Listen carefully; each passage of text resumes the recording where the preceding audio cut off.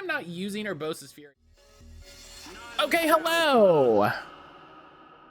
Hello. Hi. It took me a second. I had to go fight a Teostra in Monster Hunter. So that took a second. Hello, hi. Hi, everybody. Hi, hello, hello. I had to fight a Teostra. It was 1 star. I used one of my knives to double the stuff that we got. Ooh, I didn't know that I had missed Flame Fatales. Oh, shit. Shouts to Flame Fatales.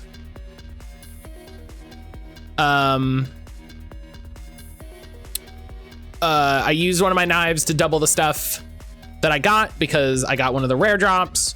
And then I also don't have anything fun to make really in the Teostra equipment. So there's like one piece that is maybe cool, but that's it. So, oh well, what do you do? You know?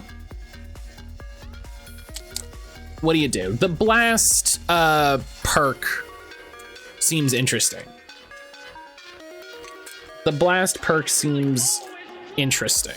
I don't know if it's good. It seems interesting.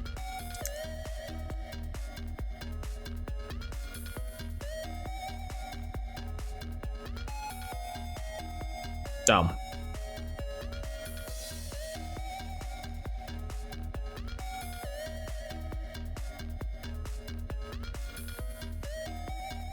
Hope everybody had a good break.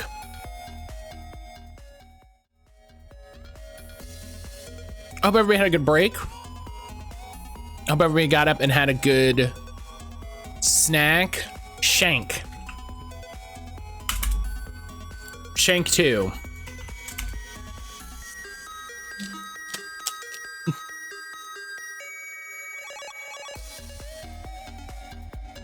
Why do I remember Shank? Man, I don't know.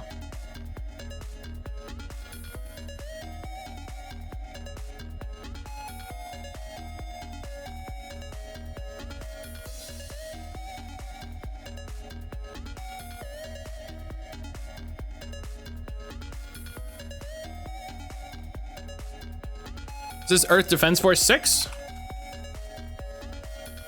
Or Insect Armageddon, because there's only one? No.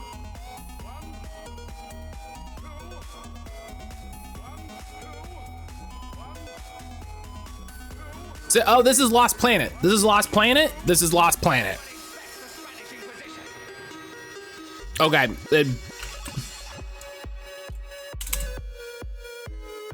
Lost Planet 2. Shouts to Xbox 360 week.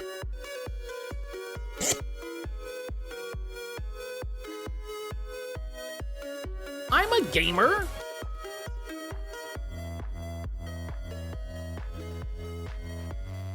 I don't think you can buy this game anywhere now is the problem.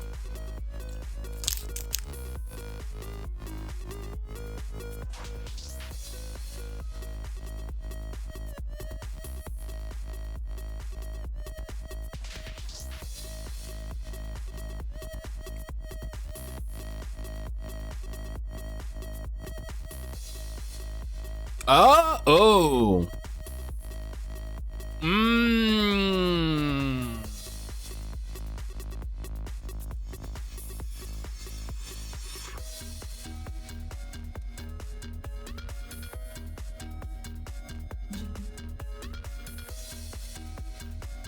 Is it Daytona? Was there karaoke in Daytona? It's not Space Channel 5.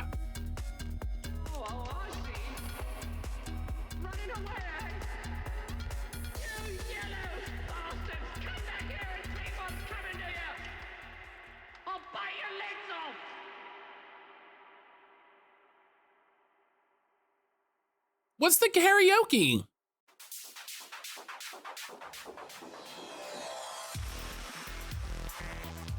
Not sure how that's karaoke. Okay, at least I'm not the only person.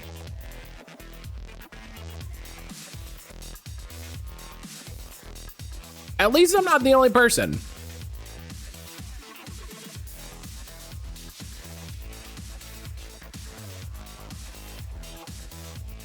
Like, I want to point out, I think my guess of Sega Karaoke Drifting of Yakuza 5 is pretty fucking on point.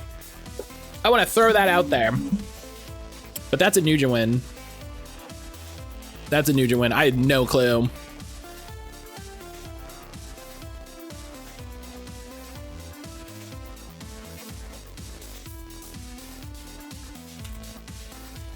All right.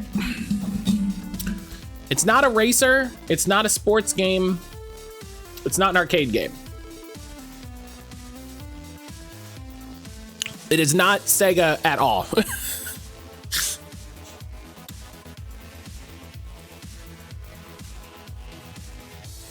It's not a shooter.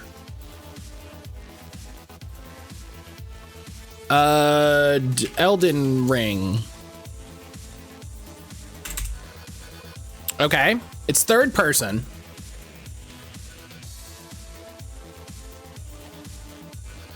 It's third person. At some point between those. Uncharted. I think the Lost Legacy was the first one. Yo, okay, all right.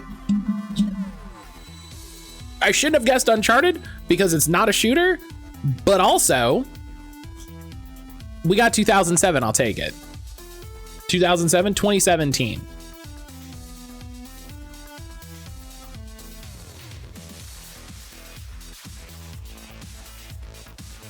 Drake's Fortune is the first. Wow, I was so wrong.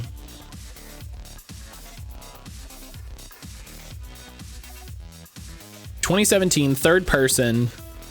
Ukulele's a good guess.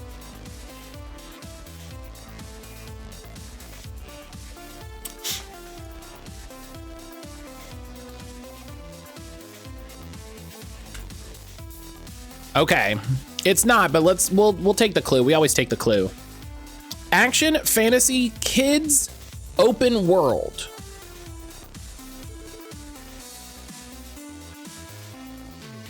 You know what I really want to do? I really want to go over these like best game of the year lists and play games from that. I really want to finesse this like themed wheel idea I have.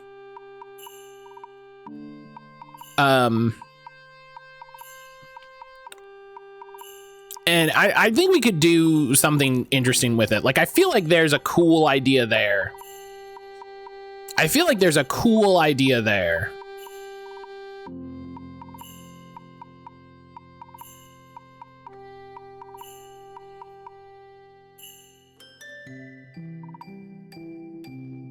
That I kind of like.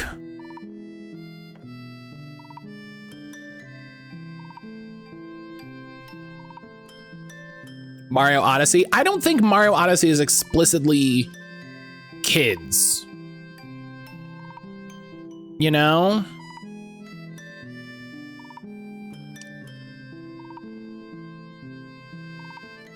It wouldn't be yellow on the plat. I mean, it would for ukulele. It wouldn't on these others. Yeah, it would for ukulele, but not the others.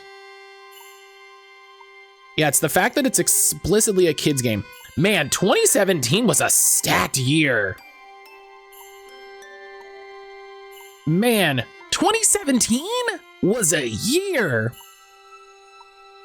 Breath of the Wild, PUBG, Mario Odyssey, Nier Automata, Resident Evil 7, Persona 5, Bethesda Prey, Horizon Zero Dawn, everything, which I think is an incredibly underrated game.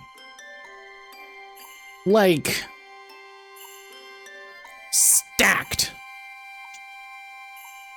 stacked year. Cuphead, stacked year. Lego Marvel 2.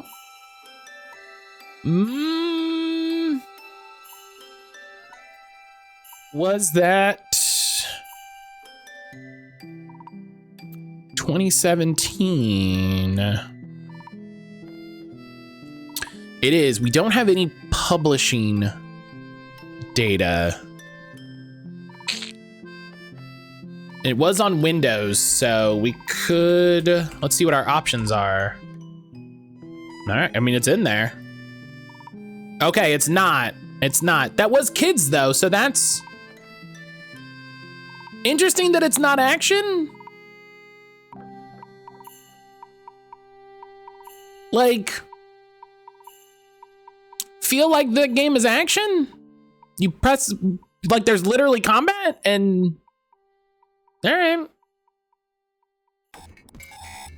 Comedy kids open world. I mean, I guess it's comedy. I'm sure, yeah, funny things happen.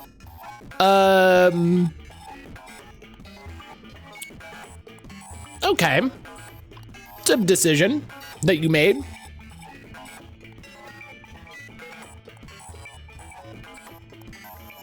It's a decision that you made.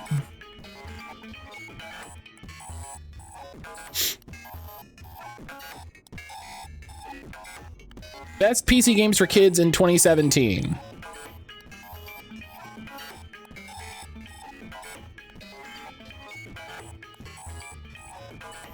Cuphead?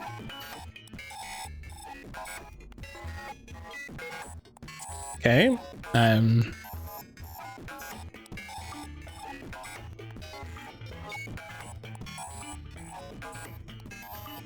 feel like a lot of people don't know what games are appropriate for kids, but you know, that's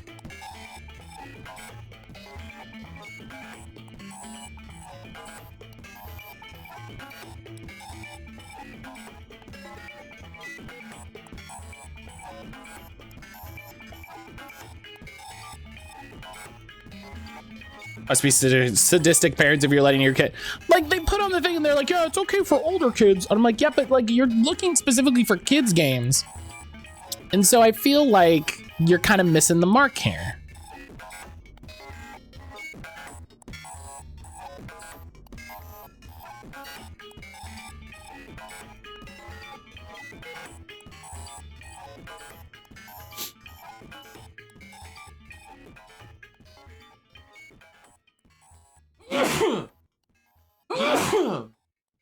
Oh, excuse me. Seasons After Fall. I have no idea what that is. I don't know what that is.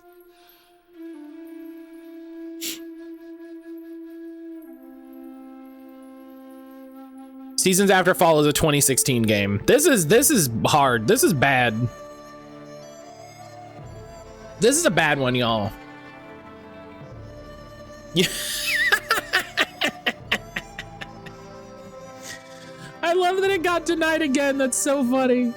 Yeah, see what happened before is I had to allow Sausage Party no modifier, and then there I had to allow Sausage Party question mark.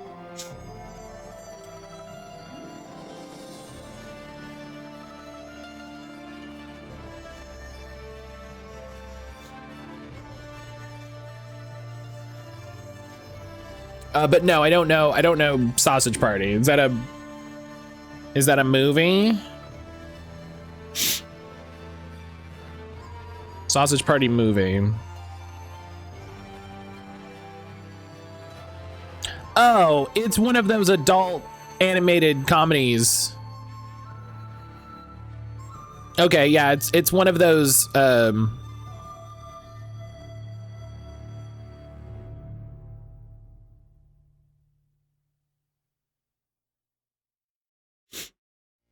I don't think some of those times, I think sometimes they don't do enough to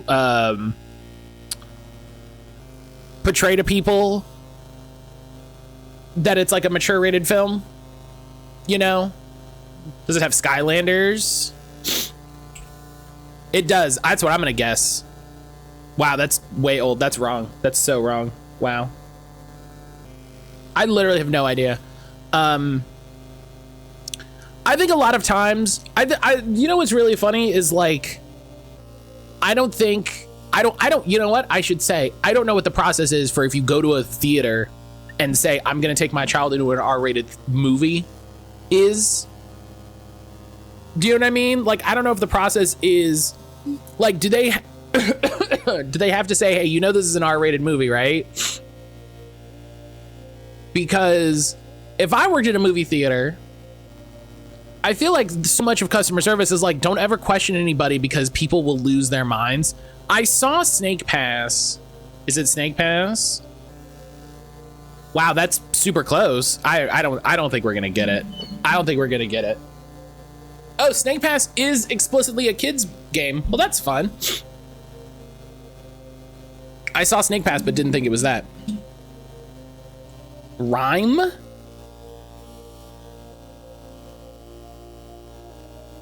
How?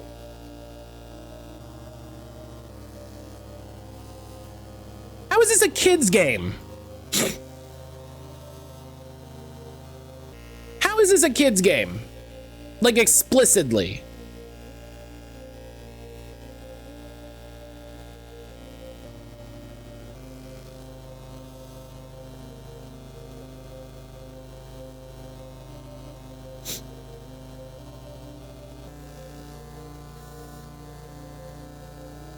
Looked at puzzle games from 2017.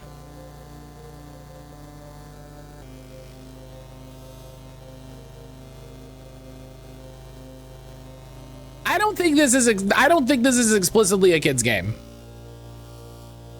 I argue that this is not explicitly a kid's game.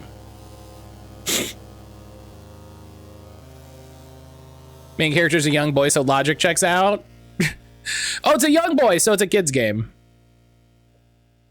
Yeah, I don't. If I'm a parent, I would check the movie we're seeing beforehand to see if it's okay. If I saw it was a rated R movie, I'd be like, nope. I mean, here's the thing. I don't care if parents take their kids to see an R-rated movie. That's their prerogative as parents. You know what I mean? That's their decision. It is not illegal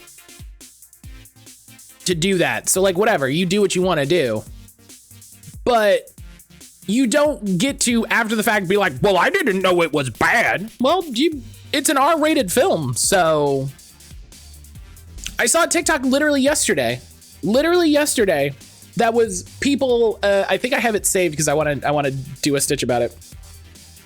That was some lady that was like, did you take your son to see Alien? And he's like, yes, ma'am. And he's like, do you regret doing it? And he's like, yeah, I kind of do. And she asked the kid, she's like, are you happy you saw the movie? And he's like, yeah, I had a good time. And I'm like, listen,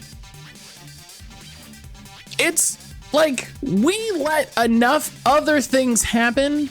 We let parents make enough bad decisions for their kids, like letting them see an R-rated movie. You know, whatever. More long lines than getting mad at the movie theater producer. Yeah, that's what I'm saying. Like, that's a different thing. That's a separate thing, right? And that's what I'm saying. That's the problem, is that they go, I'm going to take my child to see an R-rated movie. And then they go to the R-rated movie and they go, wait a minute, this isn't appropriate for children. And it's like, yeah, dog. That's what the R means. R stands for really not for kids. That's what it stands for. It stands for really not for children. PG-13 means pretty good for 13 and up. PG means pretty good for kids. G means good for kids. That's what G means. G stands for good for kids. PG, pretty good. It's like all the people who got mad at Deadpool for being an R-rated superhero movie.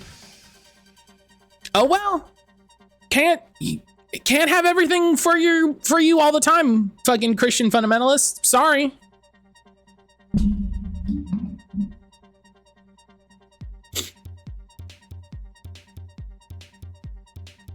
This looks like a Dragon Age tree.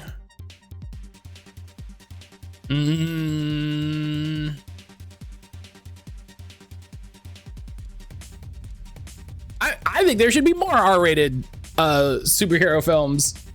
I think people don't understand the actual content in superhero films. So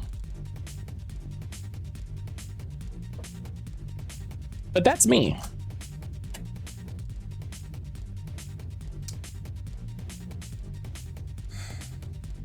I feel like I recognize this. I feel like I recognize this. Yeah, I saw somebody complaining about like, we walked out of Deadpool 3 5 minutes in because of the potty mouth. And I was like, bullshit that you didn't know that that was one, an R-rated film, and two, a super R-rated film. Like, shut up. I wish I was a newscaster, because I would go interview people and I'd be like, so what happened? We went to see Deadpool and he said all the potty words. And I'd be like, oh, this isn't a real story. Sorry, back to you. Back to the studio. Turok? I have no idea. I'll guess Turok. I have no clue. Which Turok? Which Turok, Jesse? Turok Battle of the Bionosaurs?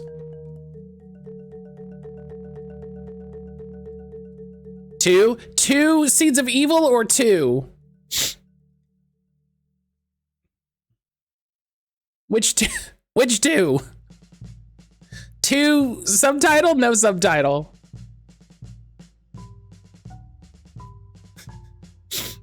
Matt, you're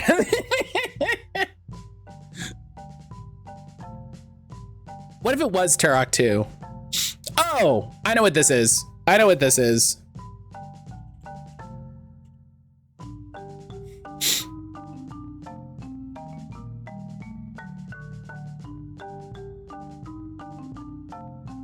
Oh, okay, I'm talking to Karen's back to Rob with the mother. Like, oh, this isn't a real problem. Back to you in the studio, Bob. The one I got bundled with my refurbished PS2 in 2003. That's great. It's Overlord.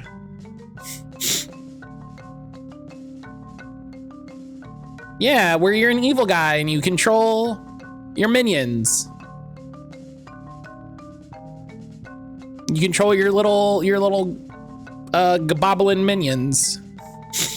It's like Pikmin. It's like if Pikmin was mean.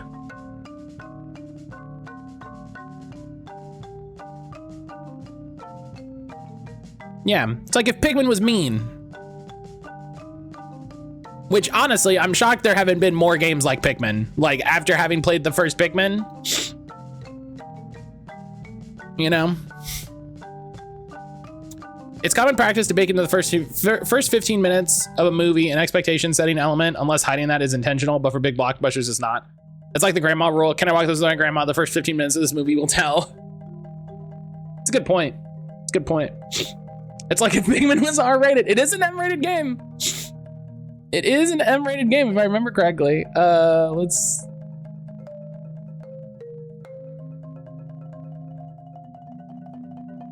God. You can't talk about watching something with your grandma and not make me immediately think about this ridiculous story you've told me.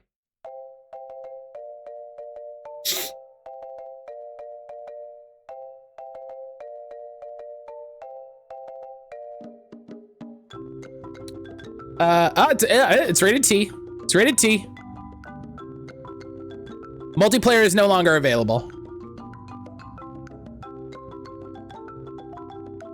Try to save my grandma's opinion of me by censoring Men in Black in real time. Yes, it's a hilarious story. It's an absolutely hilarious story. It's such a child way to think about how to resolve that problem in a very funny way to me.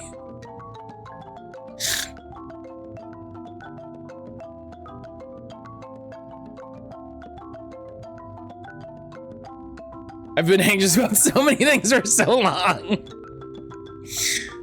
Here, let's see if the new video is up. Maybe it's gonna come out as part of Gamescom. S Party is not good at that. If you watch the trailer, they explicitly tell you it's bad. They're also making a second one. I wonder how many will make the same mistake again. I don't know. It's a good question, though.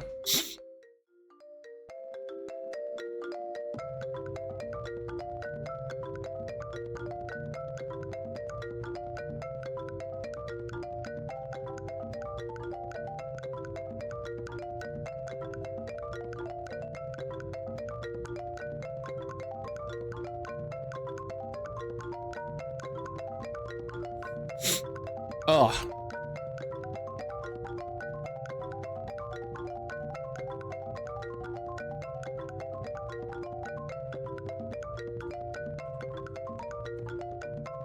All right. So yeah, I think Jesse, I think the Monster Hunter video is going to be out for Gamescom. Oh, is Netflix getting Grave of the Fireflies? Oh no. Oh no. Shiro! Shiro, enjoy your lurk. Thank you for hanging out, friend.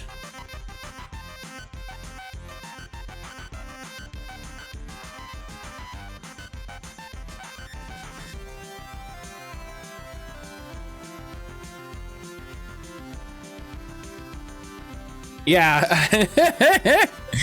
There's a trailer for Netflix anime that's like Grave of the Fireflies official trailer. And it's like, okay. Oh no, it's very good. It's just, be aware what you're getting into. I wonder how many people bought Bayo 2 and or 3 expecting a kid-friendly game since it's from Nintendo. None. And if they did, they're literal fools.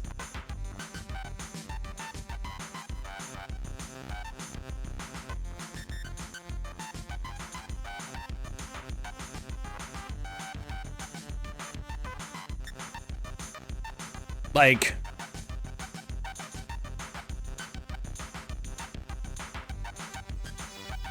it would be very silly to buy a game without doing even the most cursory research.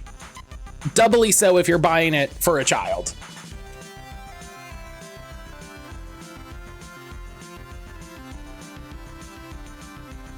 Like, it's one thing for me as an adult to buy a game for myself and just be like, I'm gonna buy this, whatever it is. It's another thing to be like, I'm buying this game for my child. I don't know. This witch with guns on the front cover? Literally a witch with guns?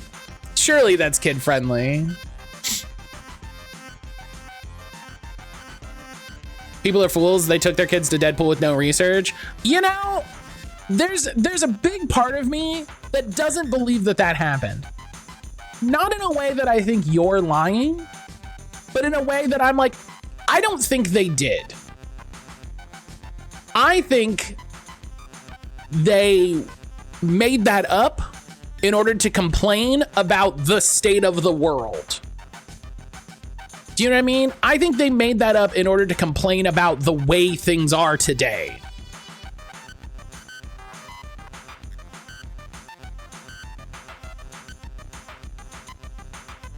FF8 is child friendly, child soldier friendly. Yeah, it's very child friendly. Oh man, it's super child friendly if you're a child soldier.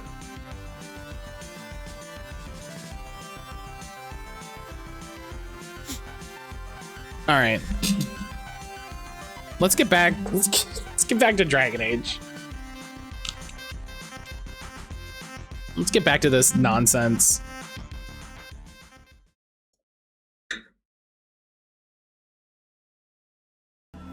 But yeah, you know what I mean? Like, I refuse to believe, because I need to have some semblance of hope for our species, that anyone took their child to see the third Deadpool movie without understanding what they were getting themselves into.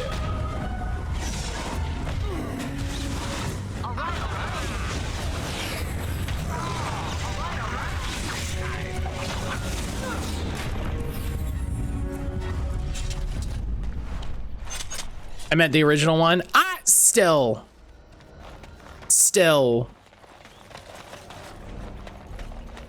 I can't believe that there wasn't a trailer that didn't have him like shooting a gun or something. You know? Can I get you a ladder so you can get off my back?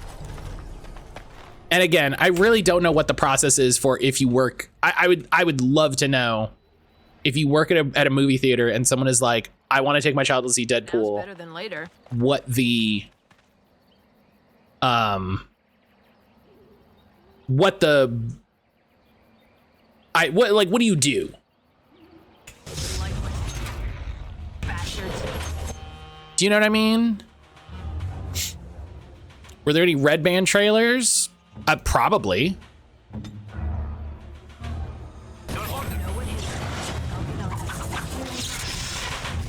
You know, probably, but I don't think that would help. You know, people know that it's not a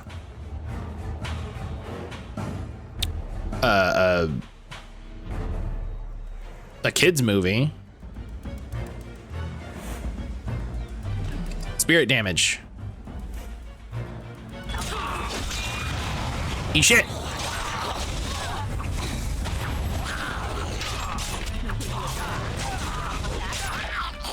Oh yeah, there's a big revenant. Yo.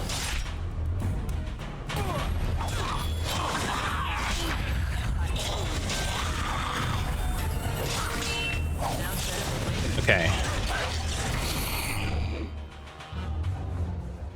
Let's mark a death of this guy. Oh, please, Alistair, please.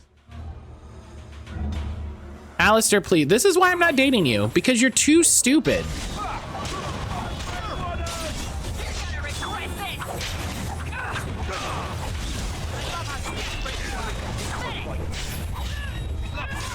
You're too stupid.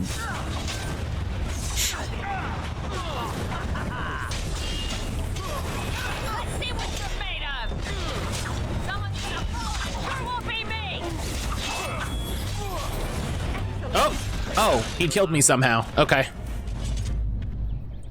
Red Band Deadpool trailer plays on your 15 50 Shades movie. You know not to take your kid to it.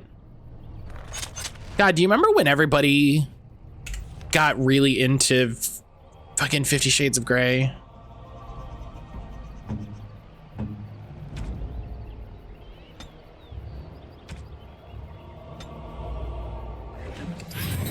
The fact that Ryan Reynolds had to warn parents as an R-rated movie is actually concerning. I mean, this is when it's a great time to have the conversation that, like, there's no governing body for if you are allowed to have children, so.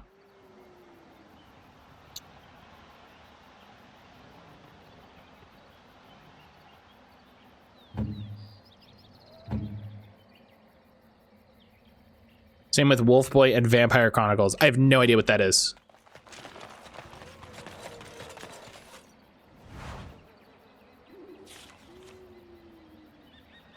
Oh, Twilight.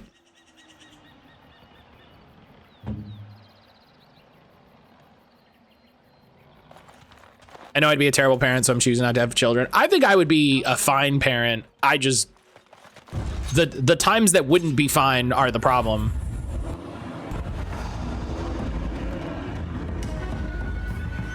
You know? Can I get you a ladder? That's why I'm excited for my godson to get older. Like, I think I'm gonna be a great uncle. I think I'm a great uncle because I want to let him get up to all kinds of things that his parents won't let him do.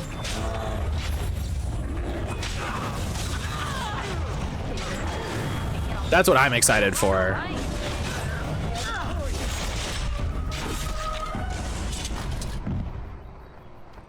Like, I'm excited for when he gets old enough for summers where it's just like, all right, you're just gonna go stay with Uncle Matt, and I'm gonna be like, all right, kiddo, like, we're gonna get fucking pizza rolls, and I got, you know, I was gonna say, I almost said I went to the Blockbuster, but it's that vibe, right?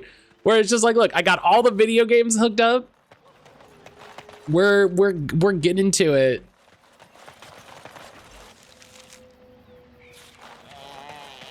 You know?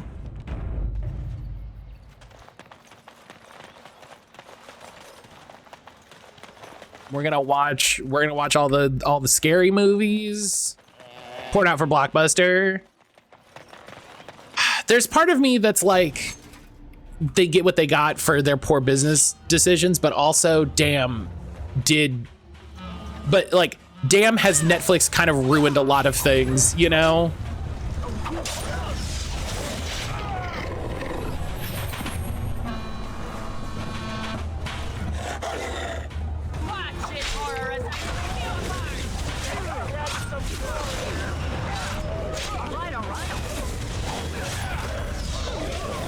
You know, like I think when it started, I don't think we would have guessed how it would have gone, you know.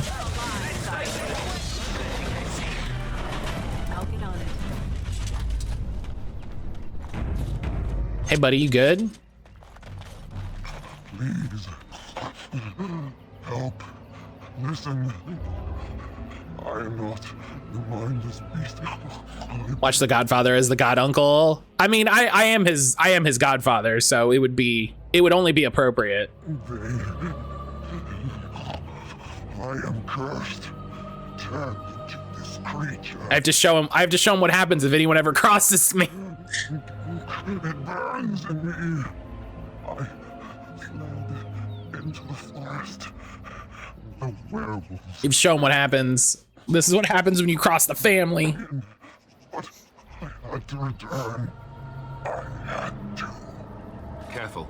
These werewolves might have laid a trap for us or something. You never know. You are one of the dwarven folk. Yeah, what's up? I am One of the like 4 people in this game to recognize that I'm a dwarf. This is wild. once an elf. One of the Dalish until my change. Do you know of my clan? You can't be a dwarf in one of the games, right? Yeah, your keeper sent me here. The keeper sent you? Then you seek Witherfang. Yeah, have you seen him? I have, but it is not what you think. But there is no time to explain. You must listen. My name is Denial. My husband. Oh, hey. He is called Athras. Please, you must. Yeah, we met him. A message. The staff I wear. Bring it to him. Uncle Matt description describes how my aunt was Tell him I still going to do movies a lot as a pair. Yeah, I want to provide a different environment for him than his parents, you know.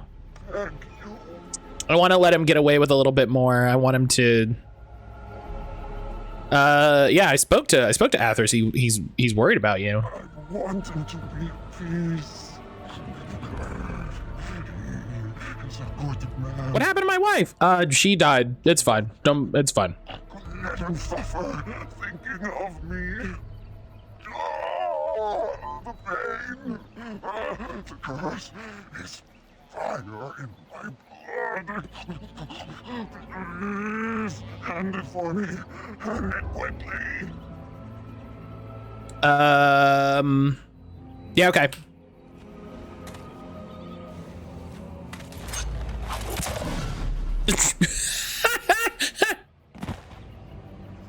That was a very silly animation. That was a very silly animation.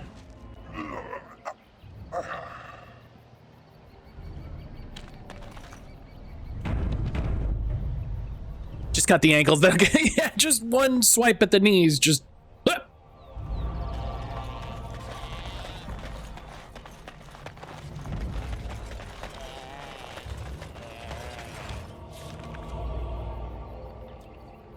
North exit to the West Forest.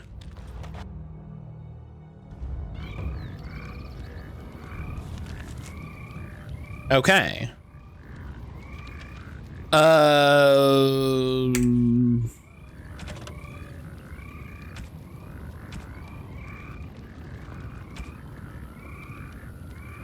You've recovered one of the items hidden in the forest by the Devinter mage. Well, there's another gravestone over here.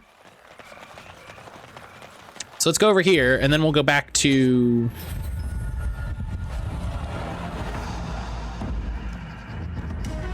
Just gonna wait. Just gonna wait for him.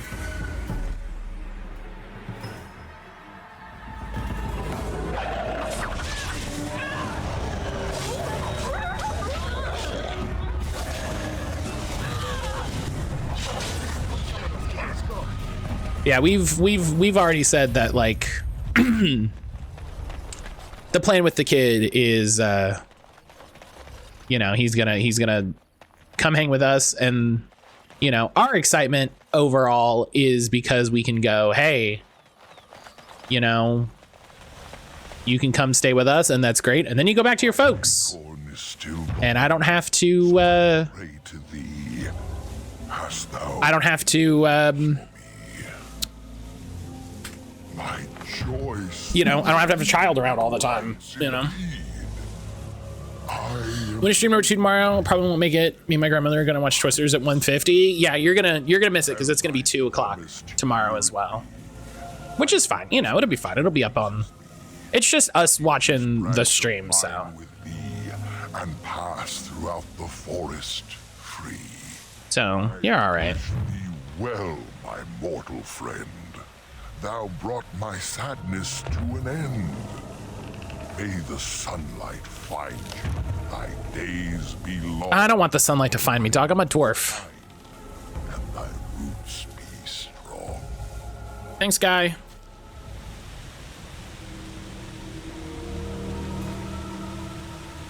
It's kind of a bummer. I'll have to open up just to keep my streak and then leave. I'll be at work, unfortunately. It's funny that the streaks, like, I feel like if it's another stream in the same day, it shouldn't fuck up streaks, you know?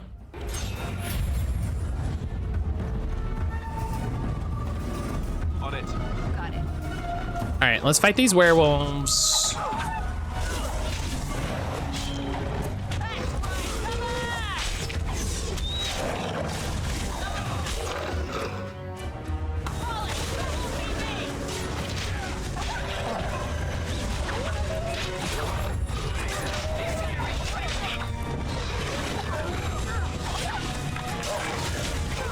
$57 silver, yo! Hot.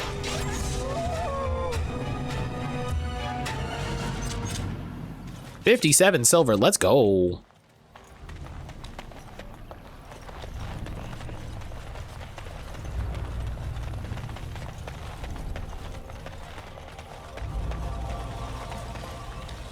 Yeah, now I know the secret of the things, so I can disturb it.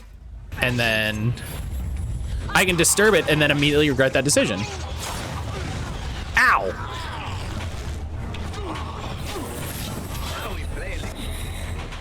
Oh, I'm paralyzed.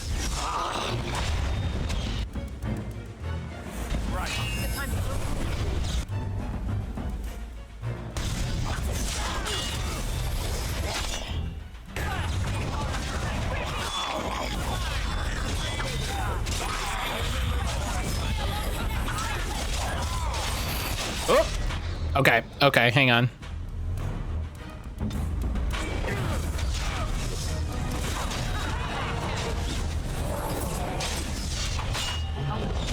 Oh, there's a skeleton mage? Hang on. Up! That's why.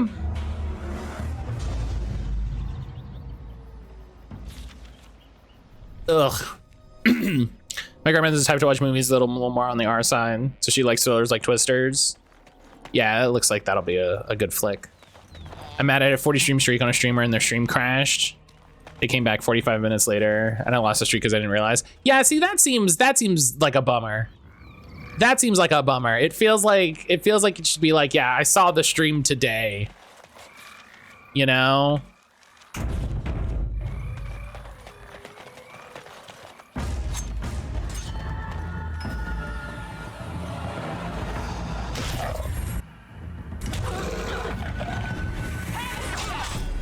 Like, in the way I recognize that, like, streaks ultimately aren't anything and aren't important, but, like, it should, if you want people to be excited about it, it should work this, you know, it should work a certain way.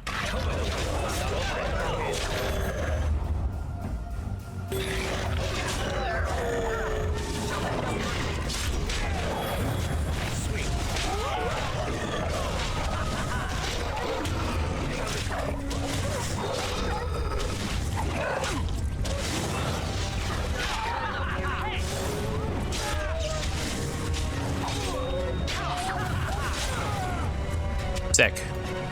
All right, all right. All right, F5. Sure, my number chatted in. I was gonna say ta-da when I hit a certain number. Not sure what number though. That's very funny.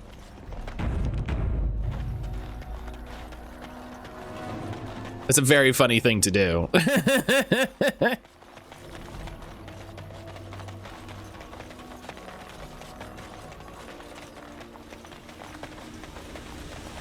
My acorn is Yep, there we go.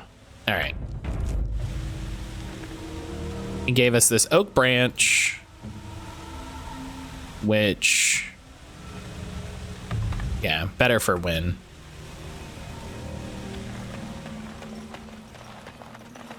What was the thing? Level 14 is still tier 6. So, you know what? Win, I never used this on Win, and she has some lower tier stuff. So let's.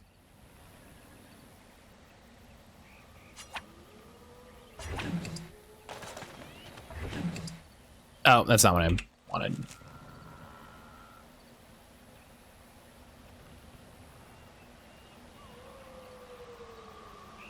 God, what do I do with this werewolf pelt? Someone tell me, please.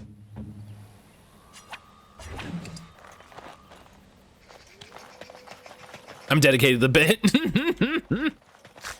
I love it. Oh, you know what? I should F5 before I do the thing, not just randomly.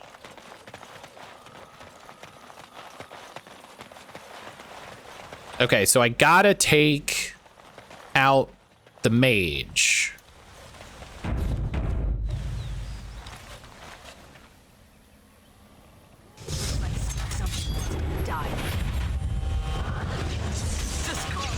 Up.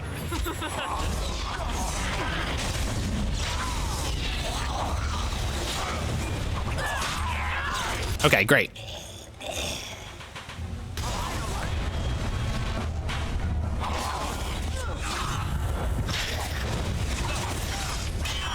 I feel like you gotta take out all the ads. You gotta take out all the ads.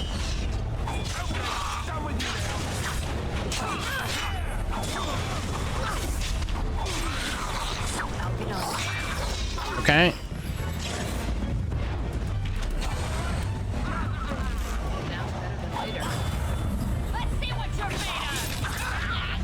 Okay.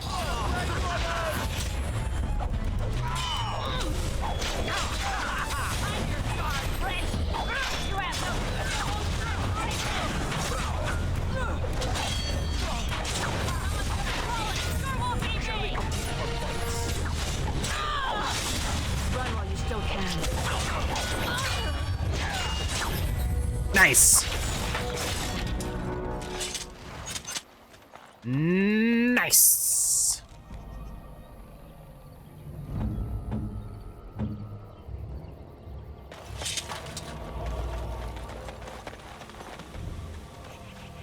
Okay, no one to loot. Nice. Okay. Oh man, Arcane Warrior is a neat idea. Arcane Warrior is a neat idea. Her being a blood mage would be very funny.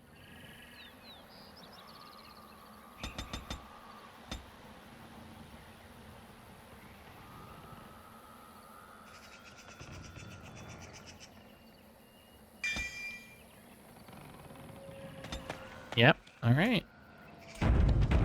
Oh. Okay, so let's go back. We'll go back to the We'll go back to the elves and we'll be like, yo.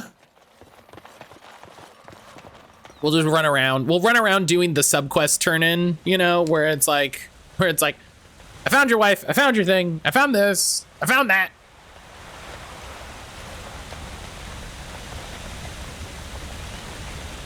Basically the thing that happened in Xenoblade all the time.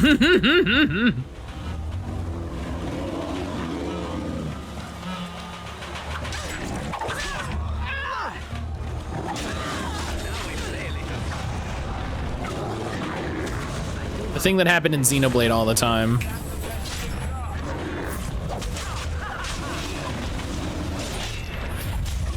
Oh god, there's more bears.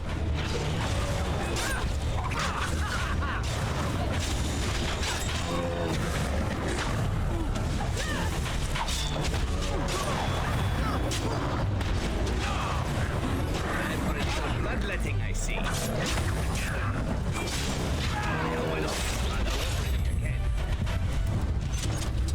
You start voting for sequelitis so Matt can play Xenoblade 2. Gotcha, waifu edition. And then you gotta hope that somebody or me buys Xenoblade 2. You gotta hope that Xenoblade 2 goes on sale somewhere, which it probably won't with how old it is.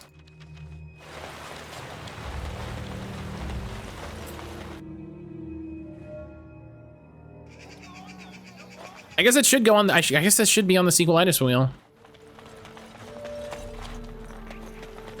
With the way that it works, I guess it should.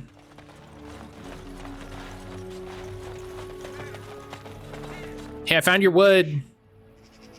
Truly, let me see.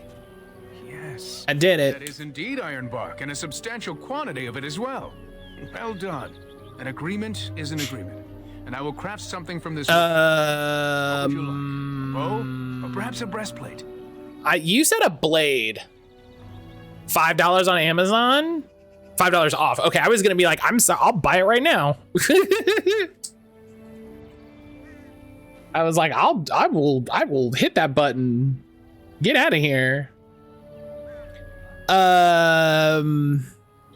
What Dragon Age Origins Iron Bark? What does he give me? Neither of these things are like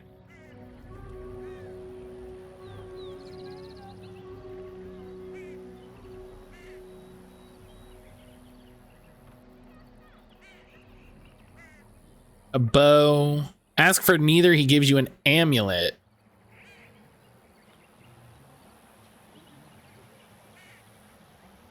No, that sucks.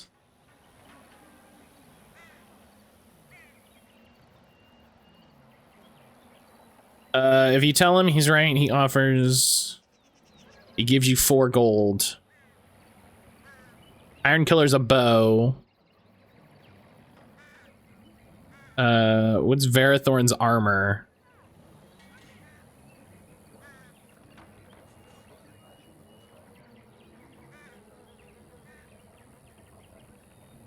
No, I don't want either of these. Wait, can I sell Verathorn's armor? Oh, I can sell his armor for a lot. Yeah, hey, give me that. In. I will craft it myself. Anna Banana, hello! Won't take long. This is my favorite game ever. I'm so glad people are still playing it. It's been very fun to come back and check it out. A Dalish breastplate for you. May it serve you well. It's been very fun to come back and check it out. Yeah, how are you? I hope you're doing well. Thank you for stopping in. What do you wish? Hey, don't think about that at all. Just don't pay attention to the fact that I'm selling it right back to you.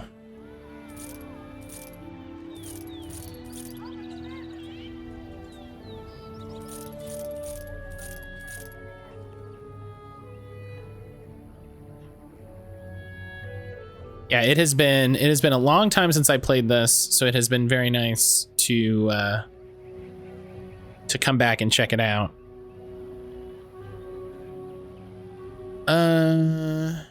Dalish armor has dexterity inherently built in, so that's better.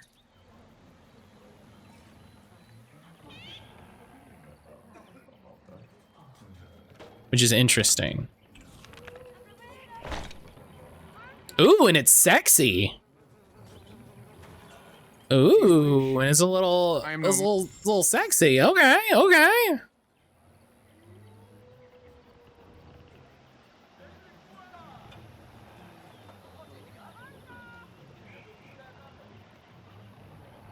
It's just a little sexy.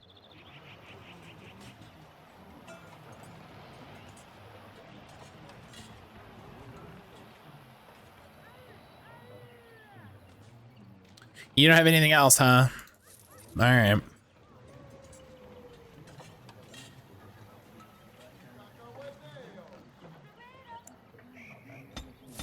I'll buy these death root extracts off of you. Look at that. I just got a little midriff. You have returned. Is there any chance you have news of Delilah? I do. I no, nor was I looking. So mean. Yeah, she gave me her scarf. What is her scarf? Where did you find her? What's become of her? She died from the curse. Zathrian told you the truth. Yeah, there's no reason to. Keeper told me the truth? Just. Are you certain? Absolutely, and she sends you her love. Oh. There you go. At least she is at peace. Here is the amulet, as I promised. Now I should go and make arrangements. I must mourn my wife as is proper. Dareth Shira, fare you well.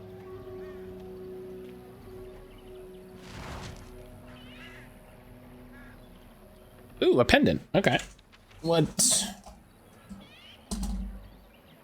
It's very funny playing this after having played Baldur's Gate, and I think the most exciting thing about Baldur's Gate is that loot is so interesting. There's a lot of loot that is just, you know, let you do stuff. You know, you can cast spells, you can do all kinds of stuff, and that's fun. Okay.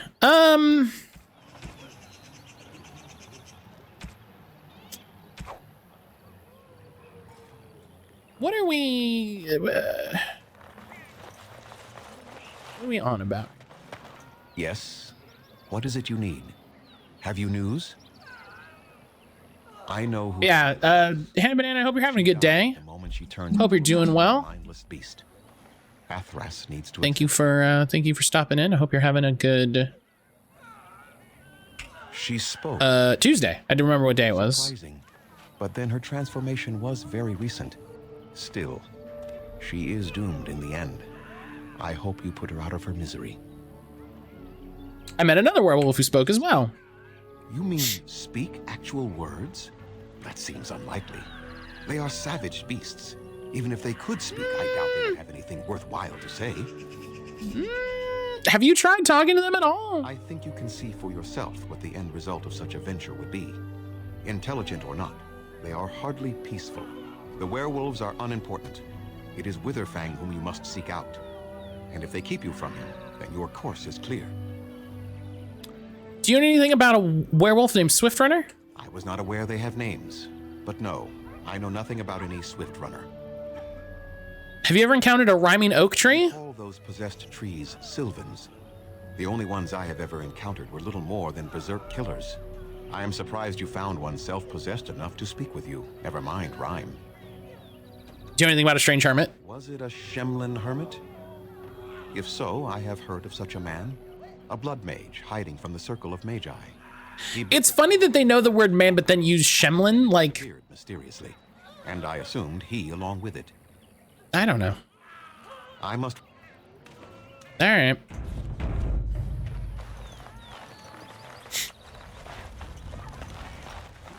Can I get you a ladder so you can get off my back?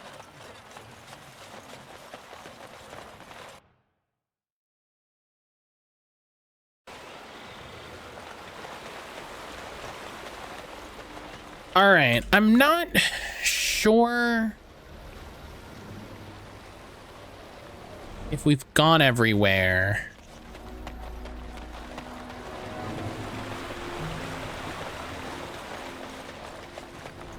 I'm escaping to the Go- one place that hasn't been corrupted by capitalism.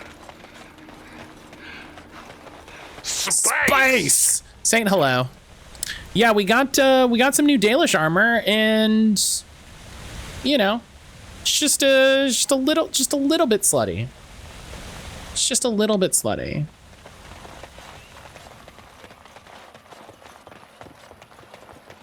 I mean, it gives me armor. It also, for some reason, leaves my midriff completely exposed.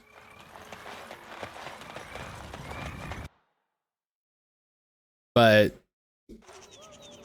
you know, that's the fun of a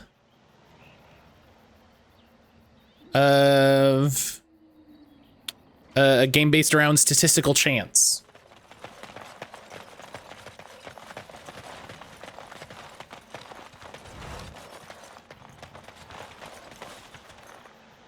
And with the Dalish keep getting destroyed, their armor isn't really armor.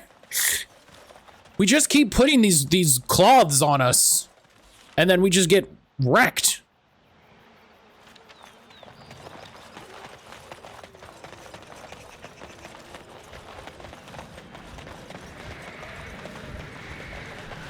But Saint, how are you? How's your Tuesday? Are you looking forward to midriff cannot be contained? You're looking forward to Gamescom later? My abs can deflect swords by the sheer force of hot. Bude, hello.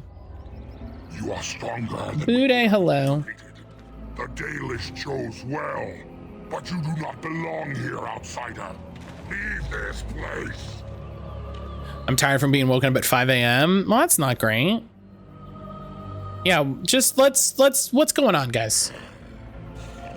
You are sent by the Gamescom is a thing that exists. Gamescom's a thing. I will not stand by and allow that to happen. I have a very important question. Did you recruit Liliana? I wasn't aware that was a thing you could not do. I did. I also don't know if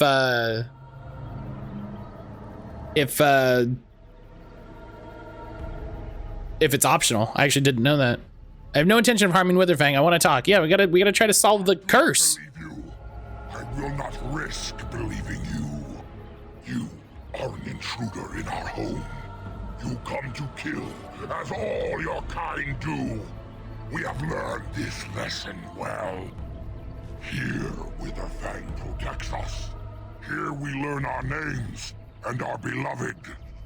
We will defend. I mean, that's fine. No one. With our lives. Oh. Oh, all right. Well, okay.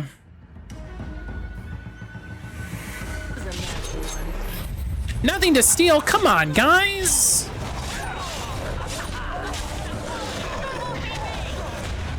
Come on, guys. You're really making me, like, doubt my choices here.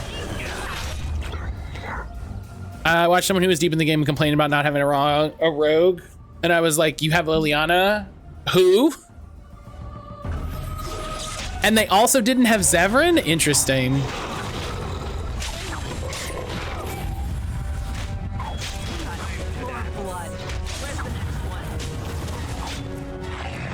Interesting. They hadn't gotten there yet. Ah. Oh, Okami.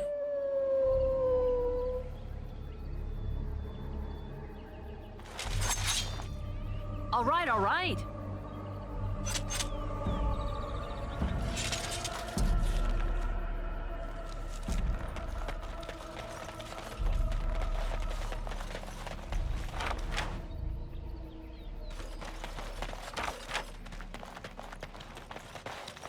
It's really funny. I mean, I guess if you don't go in that room, you know, if you don't go in the inn, I guess you could miss her completely. Read an article about Baldur's Gate 3. It says it takes 20 plus hours to beat. Who the fuck is beating that game in 20 hours? I get that it says plus, but damn. I believe not being able to pick the werewolves and pick the pockets of the naked werewolves were really keeping that potion. Don't worry about it. I guess you could beat it in 20 hours, but I don't know. I don't know about that.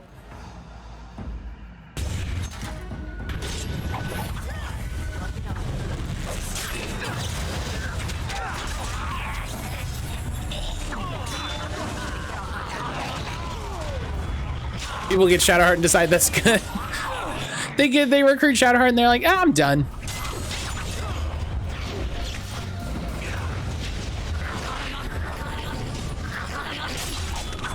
Solo honor mode, folks. That's, I know people do that. That's, I've seen some of that.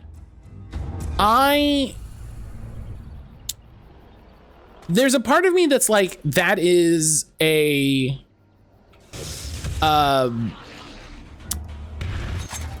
like commitment to a game that like I kind of don't have any interest in attaining. Like, because also there's a lot of it that's definitely like working with glitches and I mean it has to be figuring out, you know, like, oh, if I can steal this item and do this and all that, you know what I mean? So like I hope people enjoy that playthrough, but man, I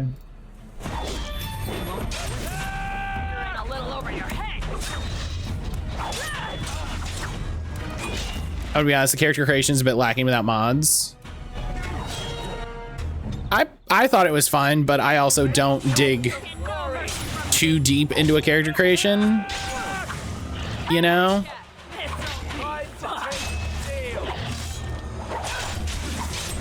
I'm just indecisive. I get that.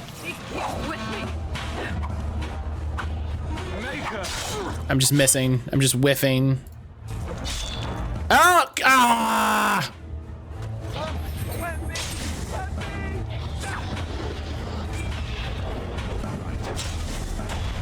Use your special skills, you dingus. Thank you. Make a whole character, cool, but what if? Trash the whole thing and start over. Yeah, that's kind of why I specifically just kind of like, I've done this a couple times on stream. I'll just hit randomize a couple times. I mean, it's exactly what I did in Midnight Suns. All right. I just hit randomize a couple times and go, that's pretty good. You know, that's good enough. Because at a certain point, you just gotta be done with it, you know?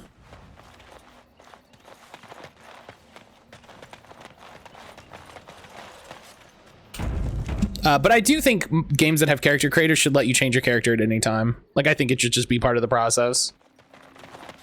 Alistair special, Matt, please. Listen, he is special. He's the son of the king. He's a cool Templar. Hello. You're invaded. Intruders have deceived their way into the forest's heart. Fall back to the ruins. I won't even touch face sliders. Well, but that's why I like randomize, right? Is I randomize until I find a character that I'm like, I like how this looks. I think we're being watched. I think you want to go the other way. Because I think they ran off this way. I think they ran out. I need more games with character creation. Aren't you playing,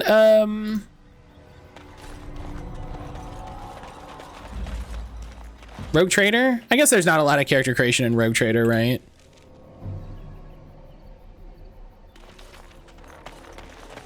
Because it's not like you have a big in-depth thing. Nah, they probably went that way. It makes no sense for them to go this way.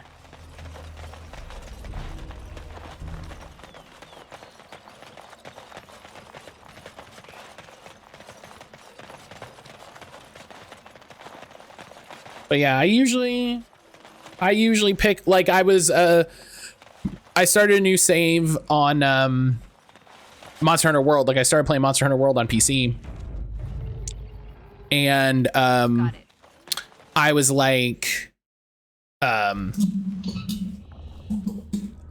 was like, you don't really look at your character that much in this way, I was like, I'm just gonna pick a preset and go with it, you know? There isn't. I put Rogue Trader down a month ago. Oh, playing Darkest Dungeon 2. With the Tevinter humans, or I really want to play. I have Darkest Dungeon 1. such a thing.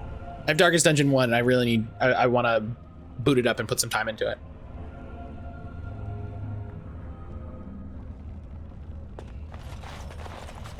Now's better than later. Giving me a half decent character creators, 50% of selling me on the game, another 20% is giving me lots of outfits. Hey, guess what? Boo, Dragon Age Veilguard has a decent character creator and cosmetic armor. So, how you feel about that?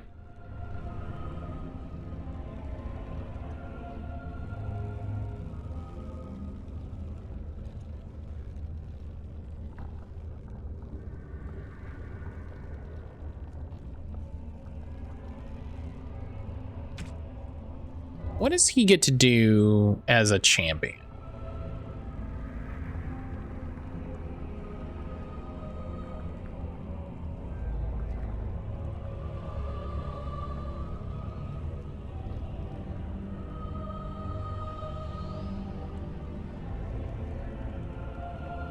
Two is a holdover from the first game where you can rename the characters, but there's no reason to. This is a true roguelite. You're essentially reusing the same characters rather than getting new ones. I'll probably get Veilguard eventually. I should probably play through Inquisition at some point.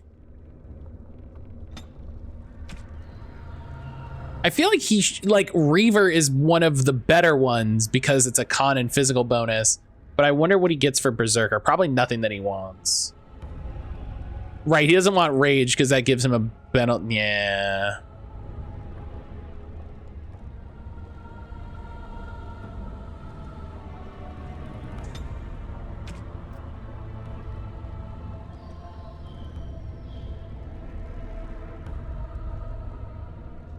Like +1 con and 5 physical resist is actually pretty solid. Does Veilguard have similar battle mechanics as other Dragon Age games? I think it's going to be very similar to Inquisition. They've talked about it a little bit. I haven't looked at it too much, but I think it's going to be very action adventure. It's probably going to look a lot like Mass Effect 3 Dragon Age Inquisition-ish.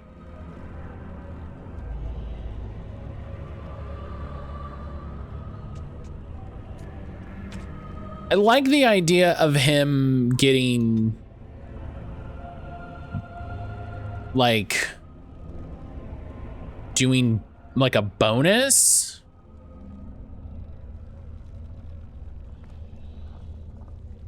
I like the idea of him getting a bonus.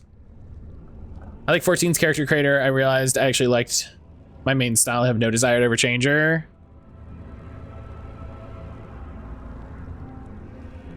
Yeah, I agree with that.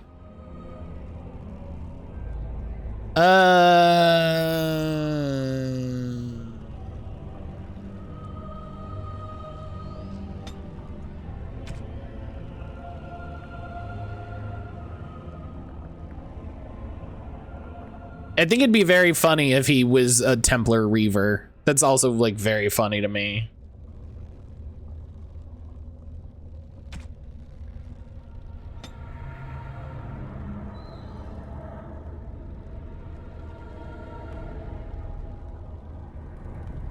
Bonus to health regeneration.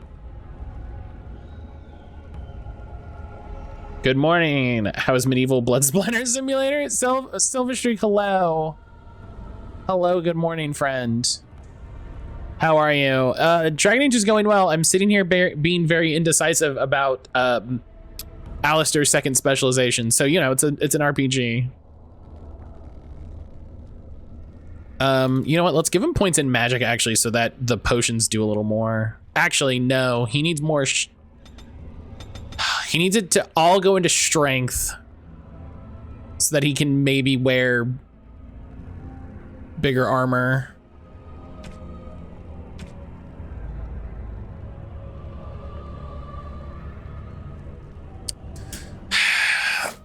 Ugh, man.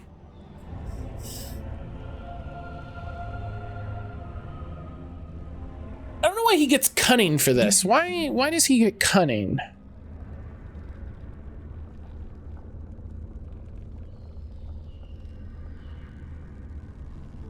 I'm continuing to be cautiously optimistic about Veilguard. I mean, just don't. I mean, the standard advice: don't buy games new. Don't buy games new. Just don't. Just don't. Just don't. And that's like that's not at Silver so much as just as a general statement.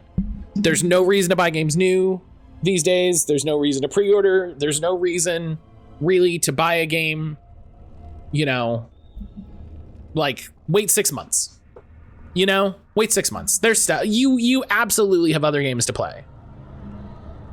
You absolutely have other games to play. Play other games.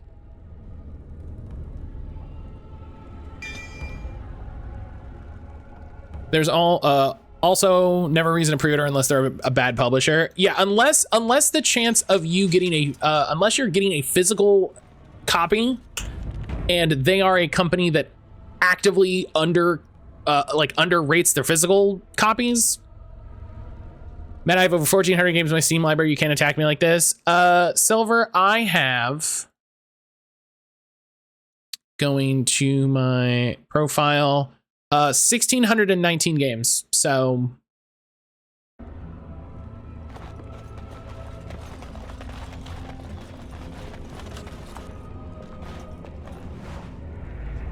I always wait at least a month, unless it's Football Manager. Listen, everyone has the game that they're willing to break that for, and I respect that. And to have that real RPG response, you can go, Matt said don't buy games, so I'm gonna redact all my games. Now we have over 1,000 games in our libraries. You can't attack both of us like this. Yeah, I'm gripping the hilt of the sword. I'm gripping the blade of the sword to attack you.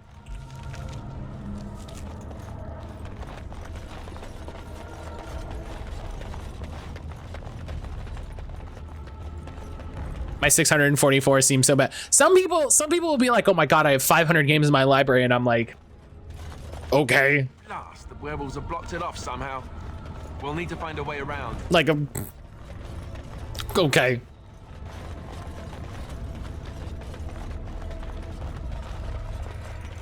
I was talking about game numbers, just reminding me to organize my Steam library. Oh, I literally don't do that. I literally don't do that. I don't organize them in any way. It would take too long. It would take too long. I can't do that. I wish list a lot and forget about them. Yeah, God, my wish list is huge. I don't have that many Steam games now. Itch.io games. I'm starting to build up a nice little Itch.io library. I love it. I love it. Another thing that's great about Play Night is the Itch.io importer can import stuff in a collection, which means it can import free games, which is very nice.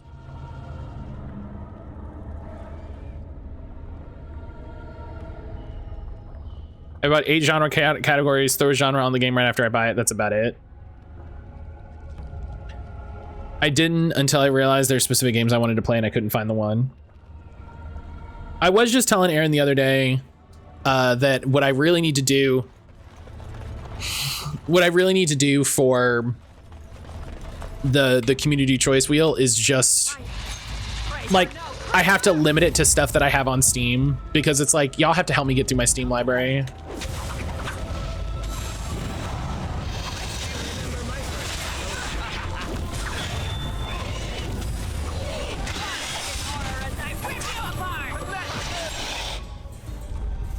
Can I make any bombs? No? Sucks.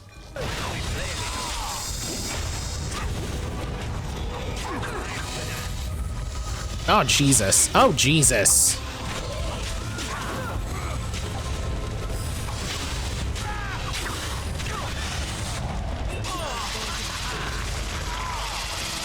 Oh, no, don't overwhelm me. Come on. Come on. This sucks.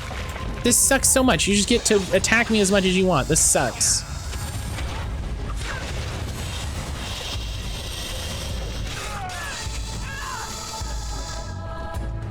It would be nice to know what I've streamed before and what I might actually potentially want to replay. I must ask, Oh, what does okay. being a Grey Warden mean to you? Getting through my backlog was one of the reasons I started streaming. It's worked really well. See, if you had everything organized by category, you could pick a sample of games from each category, put it on the wheel, and say time to spin the wheel. No, just look at my Steam library and see if there's something exciting. It's about killing as many Darkspawn as possible. But there's more to being a Grey Warden than killing Darkspawn and saving... Yeah, no, I make it your problem. Go look at my Steam library. Being a Grey Warden is about serving others. About serving all people, whether elves or dwarves. Where's R pounce on the enemy and maul them? And when can we use it on Alistair? Gross. I don't understand. As a Grey Warden, you are a guardian of men. What about women? You guard them because their continued existence is more important than you are. Thus, it is you Disagree. who serves, not they. I suppose that makes sense. A good king, a true king. I guess. Cares for his land. Uses Now suddenly reminding the amount of people that are mad you can't romance win was pretty significant. He serves his people first and foremost. The king who deserves what about women banned from Wukong? Entitled to his power, who abuses it for his own means, is a tyrant.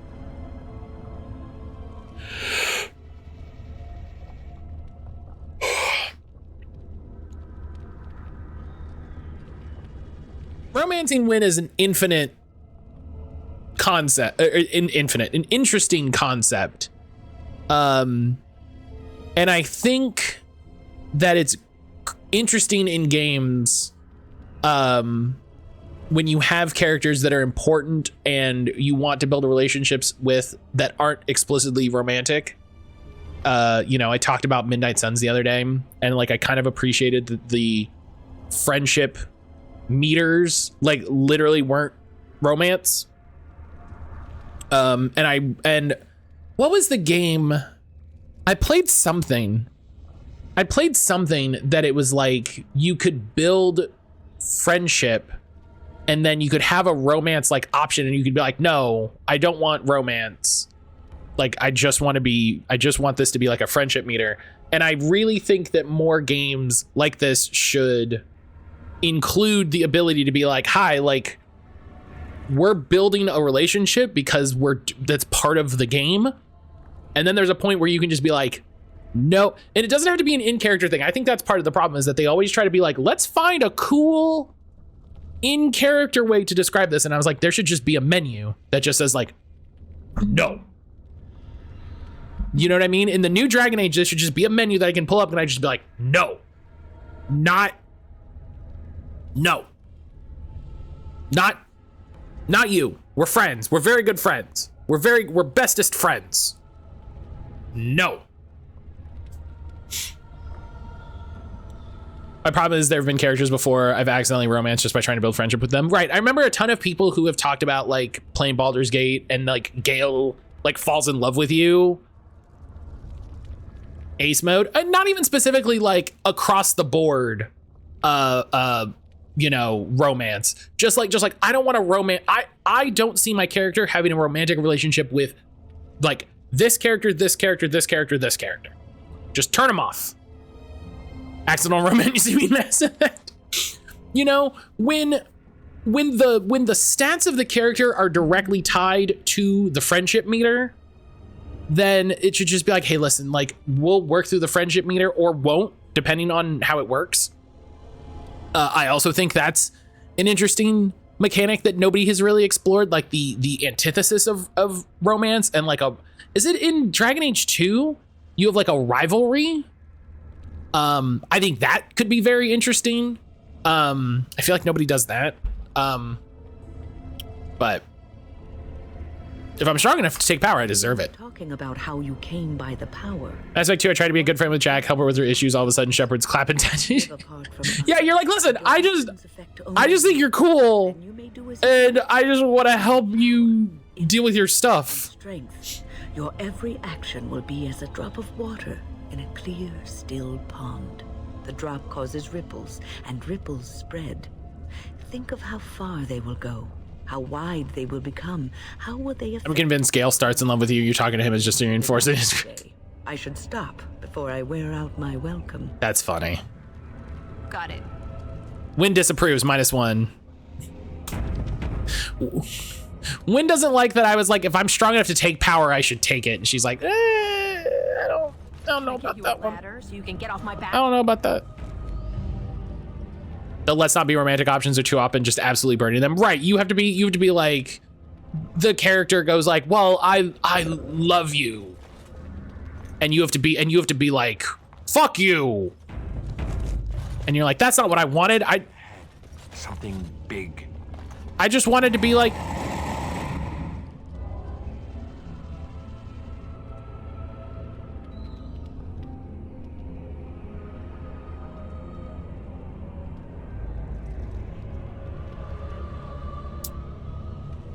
okay. It's not as bad as Launch Lazelle was. She goes from hating you to, hey, we're gonna have sex now before you're a third of the way through act. Yes, I did that. It was very funny. I did that. It made me laugh a lot. We got through like. I see a trap. I see a trap. I see a trap. I see a trap. I see a trap. I see a trap. I see a trap. Oh, I didn't see that one. Hilariously, I didn't see that one. Yeah, this room seems bad. It's probably fine. I see a trap. Hang on, I want to see if I can get a clean one. Hang on. Oh. Oh.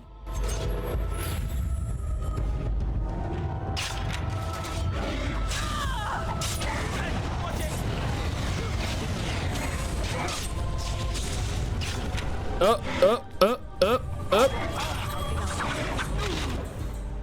right, all right.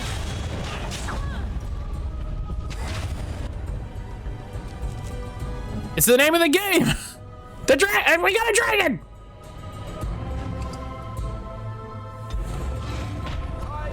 Holy shit, we got it. Holy shit, we got a dragon.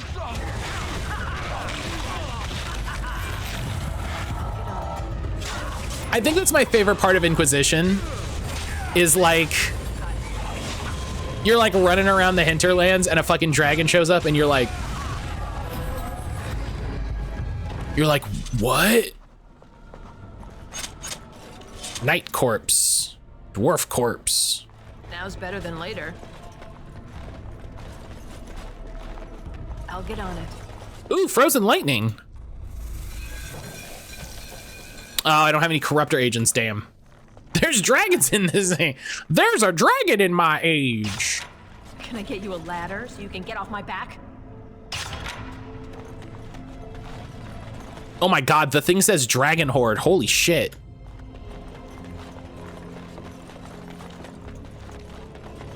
Now's better than later.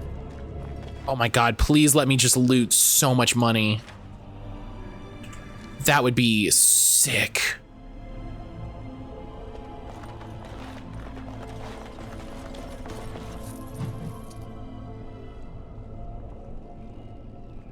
Oh.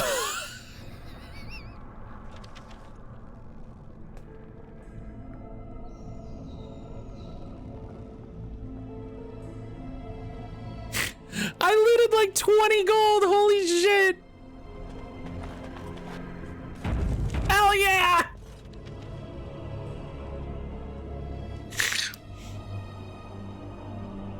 For the prior topic, I really enjoyed Teenage Ex-Colonist. You could be romantic or aromantic with everyone if you wanted. It didn't feel like you were shooting them down. I really need to play that. They sent me a key and I never played it. I feel bad. Flashback to Original Sin 2. Gold piles, only a few gold.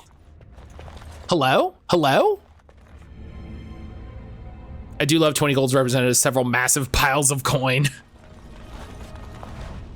Lady Poppy's gonna retire now? God. I wish, that would be great. Yeah, I really need to play Teenage Ex-Colonist. As a game I like but have very complicated feelings about.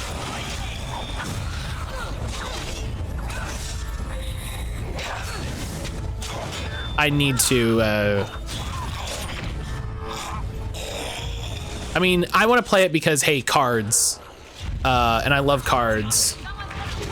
So... and I'm very curious about the game overall.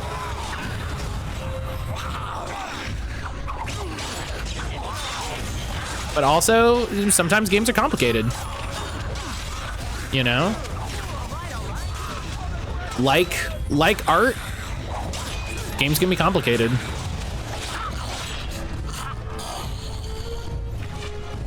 And I mean like art in the way that games are art. That's... God, which just reminds me, ugh.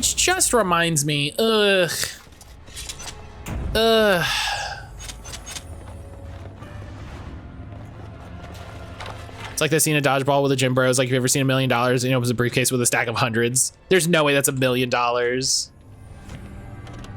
Oh, fuck, my inventory's full. I gotta leave. I gotta leave and sell stuff. You ever see someone have a bad take and it sucks because you know, like, and I say this as a person who, I don't want to call myself like a culture critic or something like that, but I think I engage in discussions very much in that way, where like you see someone have a bad take and you're like, okay, but what did they mean? What did they say? Why, you know, I can't just, I'm bad in the way that I can't just not look at the take.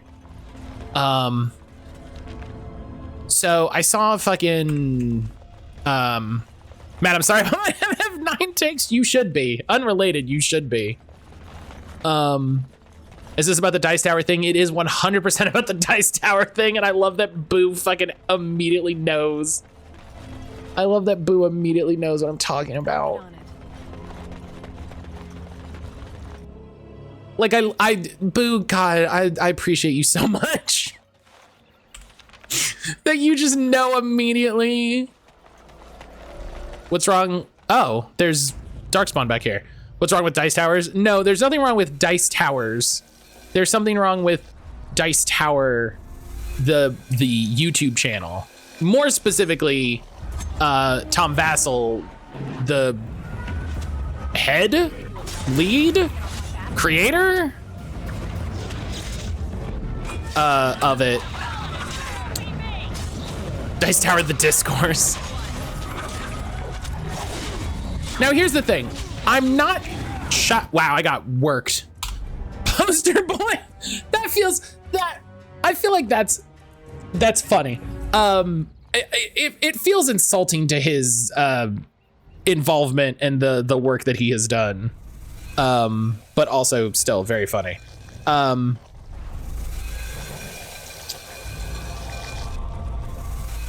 think, but really what happened, so I haven't had a chance to watch the video yet, but I saw last night on Reddit that people were discussing a video that he put up yesterday that was talking about, from what I could discern from comments first, right?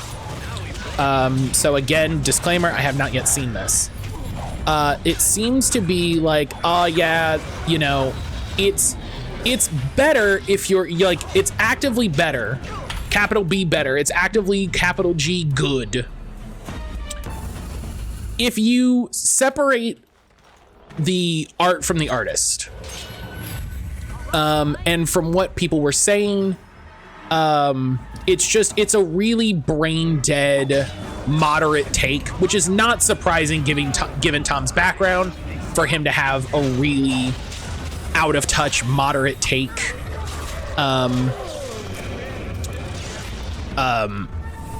Given who he is, what he's done, all of this, you know, I would be shocked if he had an overly progressive take.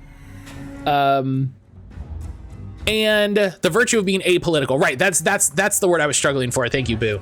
And basically the idea that, like, as a critic, when you're critiquing something, when you're talking about art, when you're talking about work, that it's, like I said, capital G good for you to separate the art from the artist in an apolitical stance.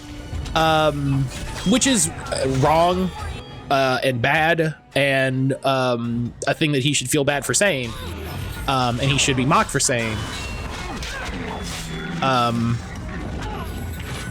But again, that doesn't surprise me, considering who he is. If you don't know, Tom Vassell, the kind of the guy behind the Dice Tower, it's a board game review YouTube channel. He started the Dice Tower while he was in Korea doing a mission. Like, he's a missionary. And he was in Korea on mission. And, you know, and then he, you know, the board game channel, I don't know if it's because the channel blew up that he came back to America, or if he just came back to America as part of, you know, if his mission was over. And, you know, Dice Tower was pretty popular at the time, and now it's, you know, all that it is. And I want to see his bad take, because I believe this is like, and this is a fundamental belief, right? This is why I spend so long talking about things like this. I believe, especially in our age of social media, that nuance is the most important thing that we can give to a discussion. And it behooves me. It is my responsibility. It is my responsibility to have as much understanding of his bad take as possible in order to refute his bad take.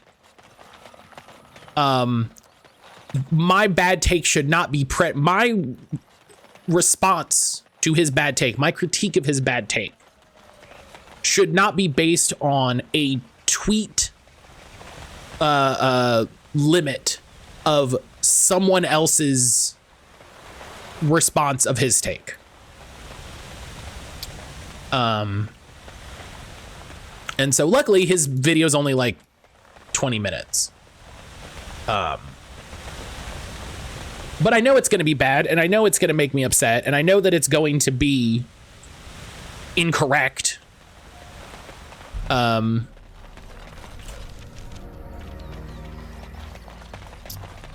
that's the takes I expect from him, you know? Death of the Artist is a tool for analysis, not a way to live your life. And Got it. Like, I think that's the one, like, division I'll give him, is if he's talking about it from the sense of a critic, while he is still wrong, I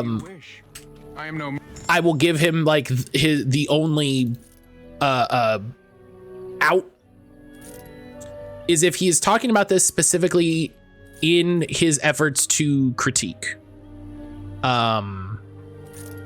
Because if it's anything other than that, he's full of shit. You know what I mean? If it's anything other than that, he's full of shit.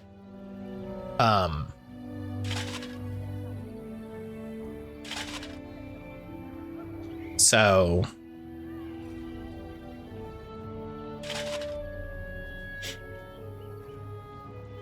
the art they created represents the artist. You should always keep the artist in mind when reviewing it.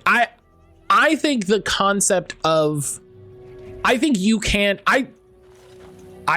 as a person who, you know, in some respect professionally reviews and critiques art, I think you can and should do both.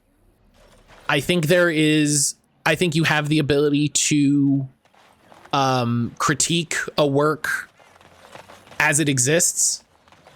I think you can and should critique a work as it exists with its creators. I think you can and should critique a work as it exists in the time frame it was created.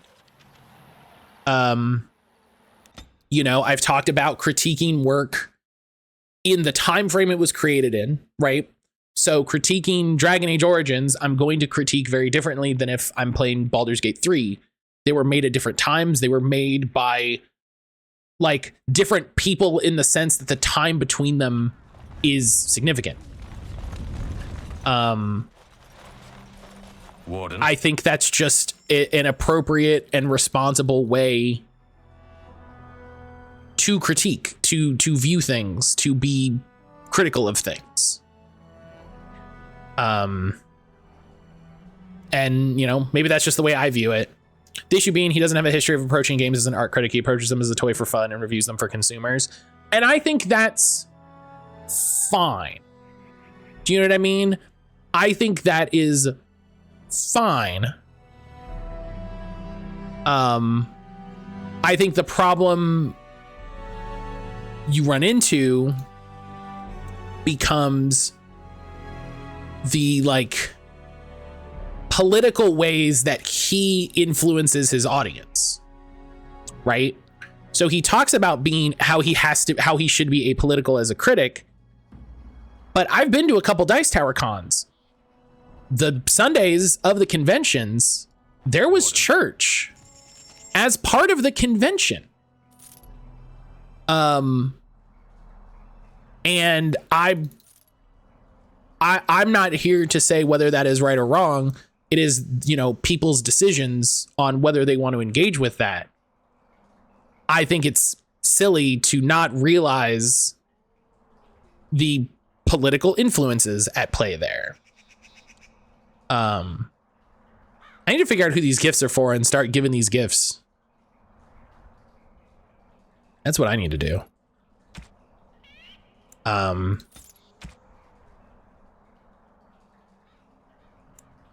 So yeah, that's kind of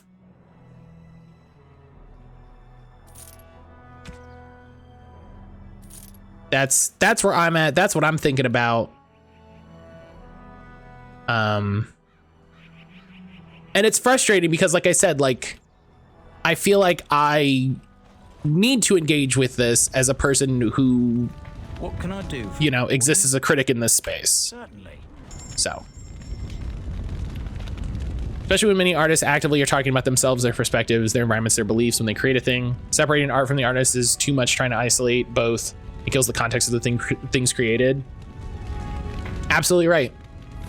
Absolutely right. I think it believes that art can exist apolitically when all art is political, and I think most people understand and accept that, but I think lose the plot when lose the plot when you're talking about like video games or board games or things that aren't sculptures or paintings, you know?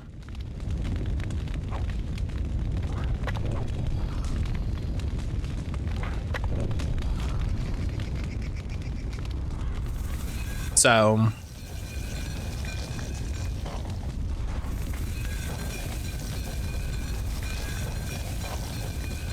a political artist chants its decor, you match it with the curtains, you bring it out on family holidays because it's pretty.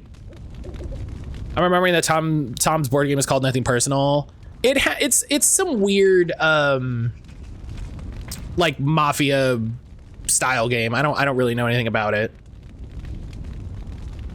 What can I do for you, Warden? Certainly.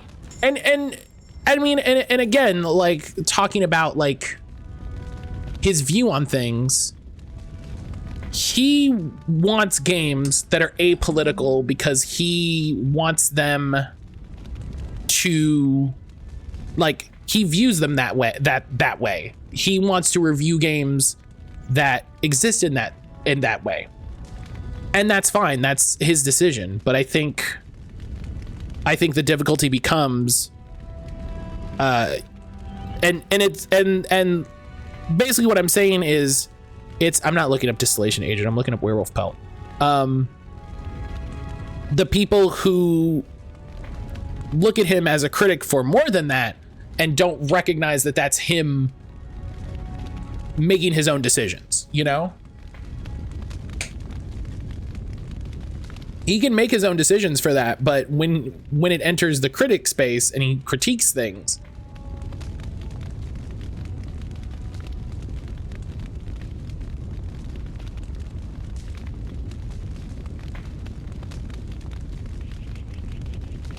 oh, you can sell them. Okay.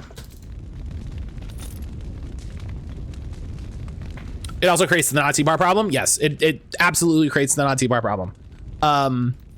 And again, as a person who went to Dice Tower cons, it might not surprise you to learn that there was no masking policy at Dice Tower, and probably still isn't. And it might also doubly surprise you to learn that a lot of people caught COVID after Dice Tower Con.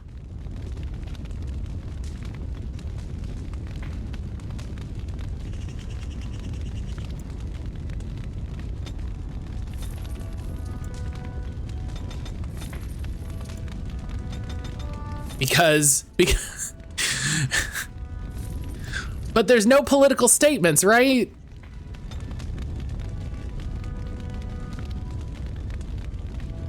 It's apolitical, right?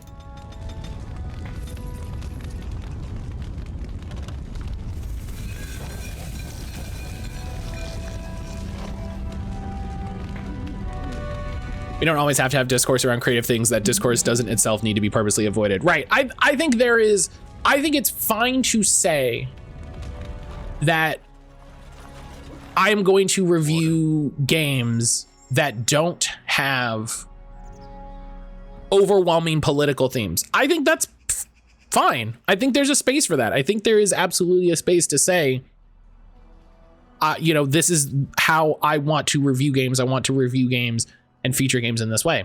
And that's fine. I think the problem is then when you engage with games that have those themes and then ignore them, or miscategorize them as such. I'm gonna be honest, when someone says they're apolitical, I assume they're okay with bad people doing things because it doesn't affect you. Yeah, that's what it means 9 times out of 10. That's what it means 9 times out of 10. So you're, in my opinion, you're fine to come to that conclusion. The best part of having your boss as a character, nothing personal, is that you can have him bumped off. That's very funny. I did see your other message, Boo. That's very funny. Yeah, and I think as always, but like, this is why I think it's very interesting to me when, and it's part of why I'm like, I partially need to engage in this discourse and I need to be aware. Your friends are formidable folk. It's good to have you along on the road. Who people view him as a very important voice in the community. And so there is an extent where I feel that not that his opinion should be given water, but that there is a purpose to follow what the major names in these spaces are saying, because that allows you to track viewpoints and opinions in the space writ large, right?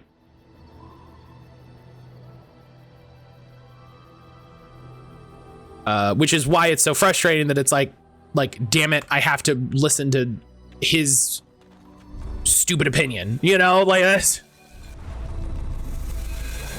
And I'm sure, hey, I'm sure there's people that feel the same way about me, and that's fine, whatever. You know? Anecdotally, there was a Dice Tower contributor who was more than slightly problematic, and Vassal was like, we can disagree about things. He's influential to the extent that his indifference is reckless. Right. His influence is such that him making this sort of statement is harmful in ways he is inherently not interested in engaging with.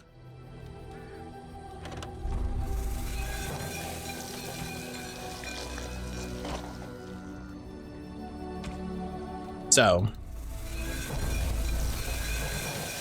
a political message gave us the Black Myth, Wukong, do and don't, and the social media response of good focus on the game. Right. Right. There's a very thin line between what he's saying and what like Gamergate is saying. Yeah, and it's funny how people who build themselves who view themselves as apolitical and sell themselves as apolitical will so often agree to disagree with people who are actively harmful and people who have certain beliefs, but then have no space for conversation with people with other beliefs. It's interesting how that works out sometimes. You know? It's interesting how that works out sometimes. I've seen assertion that the list is fake, but it's irrelevant to people's acceptance of it. It was Boo, it was written off as fake when it was initially reported because it was not sent to journalists. It has been since essentially corroborated as true. Is that so? Because it was only sent to content creators. It was not sent to journalists. It was only sent to streamers. The Antivan Circle on official Crow business once met a beautiful young apprentice. Because we were talking about that at the start of stream. Please get to the point. All I wonder is whether the Templars guard the mages here as closely as they do in Antiva. In Antiva, the Templars watch the circle like a jealous husband guarding the chastity of a wanton bride. Interesting metaphor, but yes, it is not too different in Ferelden. Oh, I forgot I was gonna start cracking through some of these gifs. When the moon swells to fullness, the mages of the circle gather at the top floor of their tower and naked under the stars make love to each other. That sounds great. No. That sounds like a good time. Maker's breath. Oh, I found out recently that it was not true in Antiva, and thought that it would be in Ferelden. Real life continues to be unsurprisingly awful. When you let the awful people make decisions, yeah, sadly, that's how it works.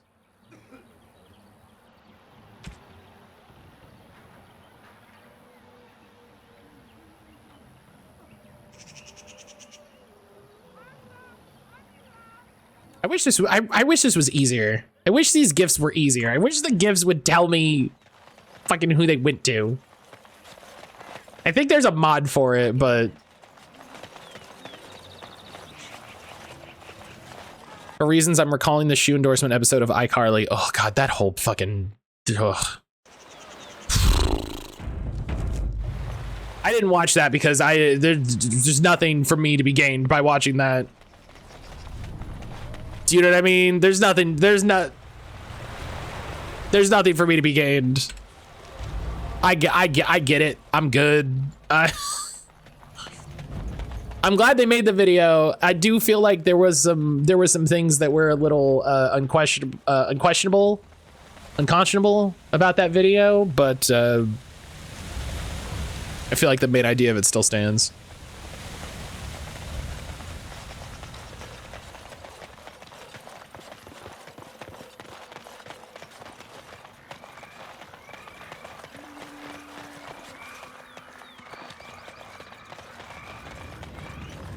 So yeah, some other reasons why I never understand when a streamer doesn't allow politics to be talked about on stream. It's because they don't want to have, and again, I feel like we're talking about two different things. Oh, I'm talking about that video that came out that the iCarly guy is like a pedophile and a foot fetishist.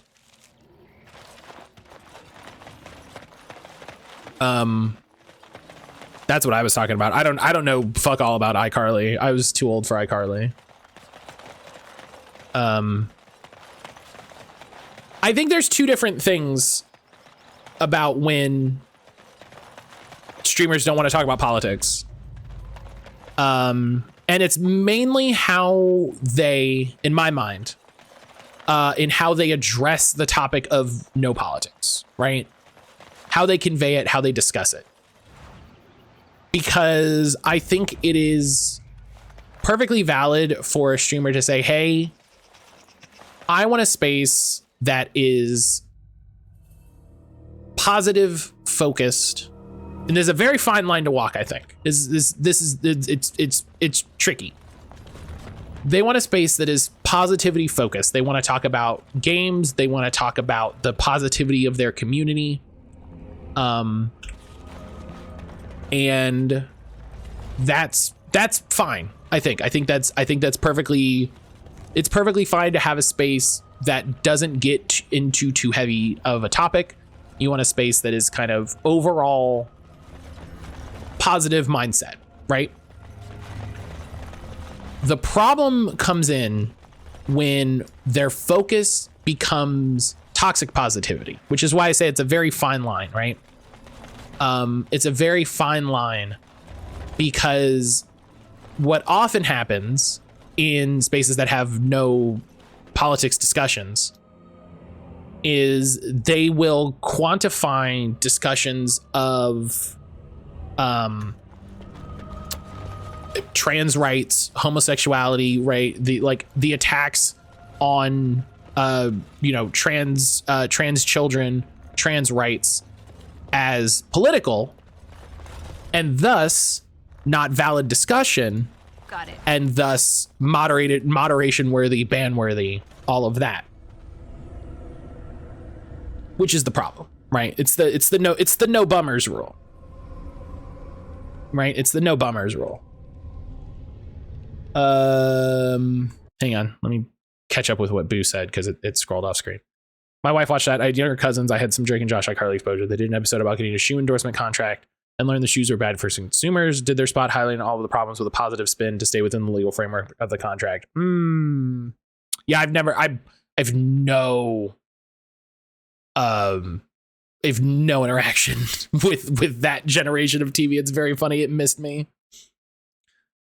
That's me. I have a light space, positive vibes. Other people are more informed about issues. Avoiding all conflict and uncomfortable conversations, including when it helps benefit their own community members. Right. Like, there was a good example, and I'm not going to name names because I don't think it's worth the conflict. But a streamer that I was friends with, we haven't talked in forever. So,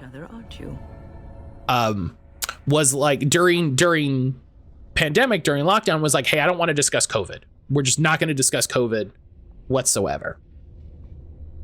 And that struck me as right on the line. Because one, I could absolutely understand wanting to have a space, especially during like the height of pandemic, right? Wanting to have a space where the one place where people weren't talking about COVID. Right. And I understood that. I was like, I get that.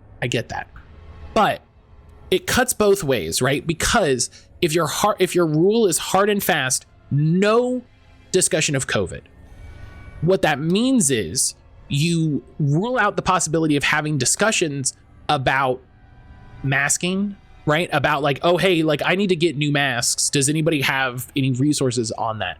You rule out conversations about discussions of vaccines. It was a big deal for me at least, when it was happening. We were discussing when vaccines were coming out, when they were available in certain countries. We made a big deal to post whenever you could get tests from USPS for free. And so I felt like it was a great example of the double-edged sword of when you say, I don't want, no politics, because I mean, like what is like everything is politics, everything in some way is politics. And so I think it is like, and like I said, I think it is a very tricky line to walk, but I think part of it is like, if I go to a streamer and their rules say no politics, I'm literally not going to engage with that person ever in my life. Like, just bar none. Like, not as a viewer, not as a friend, not in networking. I'm going to block that person and forget about their existence. Because if your stance is no politics, that's the problem, right? That is the issue. If your stance is don't harass people, don't be an asshole, right? That's the clarity. The problem that I have is when people are assholes, not that they're talking about politics. You can have non-asshole political conversations. We just did it. We just did it. It just happened.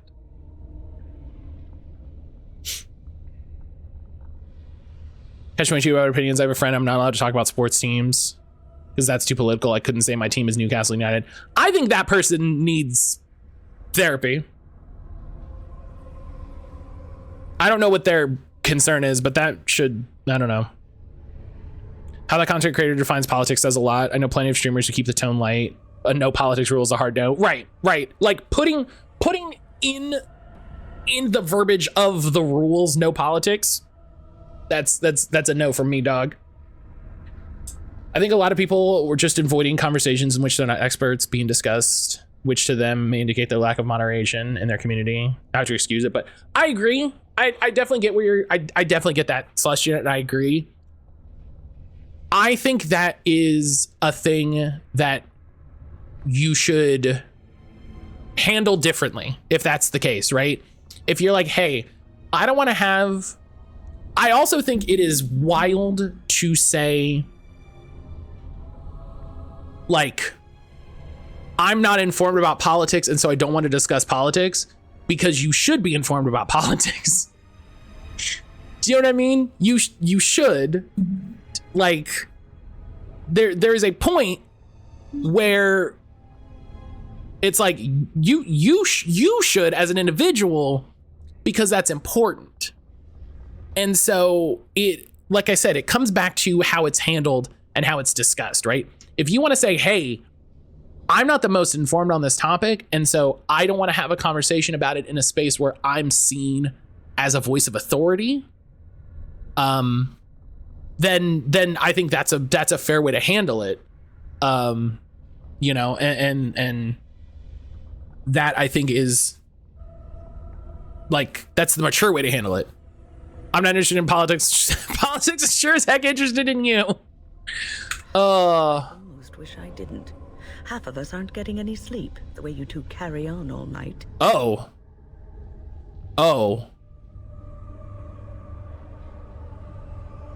I think the line is different for everyone. I don't begrudge people who don't feel comfortable having to moderate that. I went live January 6th and had an hour-long discussion, people about the legal definition of sedition and treason. I don't expect everyone to do that, and that's okay. That's why I said I think the line is different, but I also think, like, and that, like you said, I don't expect everyone to have a conversation about what happened on January 6th, but I also don't think that, like, if I don't know. I don't know what second half of the sentence I want to say there. Like, it's one thing to be like, I think it's perfectly valid to moderate discussion where, like, if we were just sitting here chatting about Dragon Age and someone came in and was like, Trump stole the election, ga, ga, ga, ga, ga, I'd be, even though I agreed with that person, I would be like, yo, let's take a step back here. Let's match the energy here. You know what I mean? I would be like, yo, buddy, let's calm down. And let's all get on the same page. You know, that's why a lot of people say, like, don't come into streams and, like, say that a person died. You know what I mean? Like, don't roll up in the stream and be like, hey, did you know that person you like died? Because all you're doing is, like, ruining the vibes in a way that, like, probably doesn't need to happen. You know? I get you. I think having explicitly no politics can mean a bunch of stuff. It can sour the impression. Right. Yeah. I absolutely agree on that. Like, that's the big thing, is when it's just like, it's literally that thing where people are like, yeah, you can't discuss politics or religion at Thanksgiving dinner. And I was like, you should stop going to Thanksgiving dinner. You should stop. You shouldn't do that. You shouldn't go there.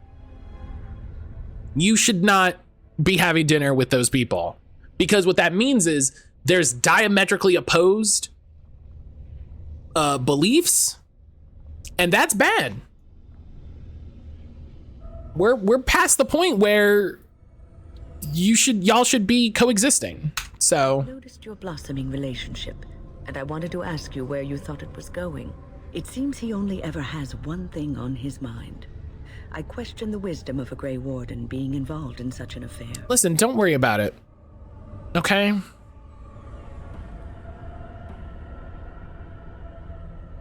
Yeah, I don't appreciate your scrutiny. I don't need this. You are a Grey Warden. You have responsibilities which supersede your personal desires. Okay. I can handle my responsibility. Just like, love is ultimately selfish. if people being excited about a thing, it might not be the right time to bring up how that publisher is bad and they should feel bad about being excited. One's mind. I'm absolutely that person though. A Grey Warden cannot afford to be selfish. I'm absolutely that person though, and I think there is a saving everyone else. Like, and then what would you do?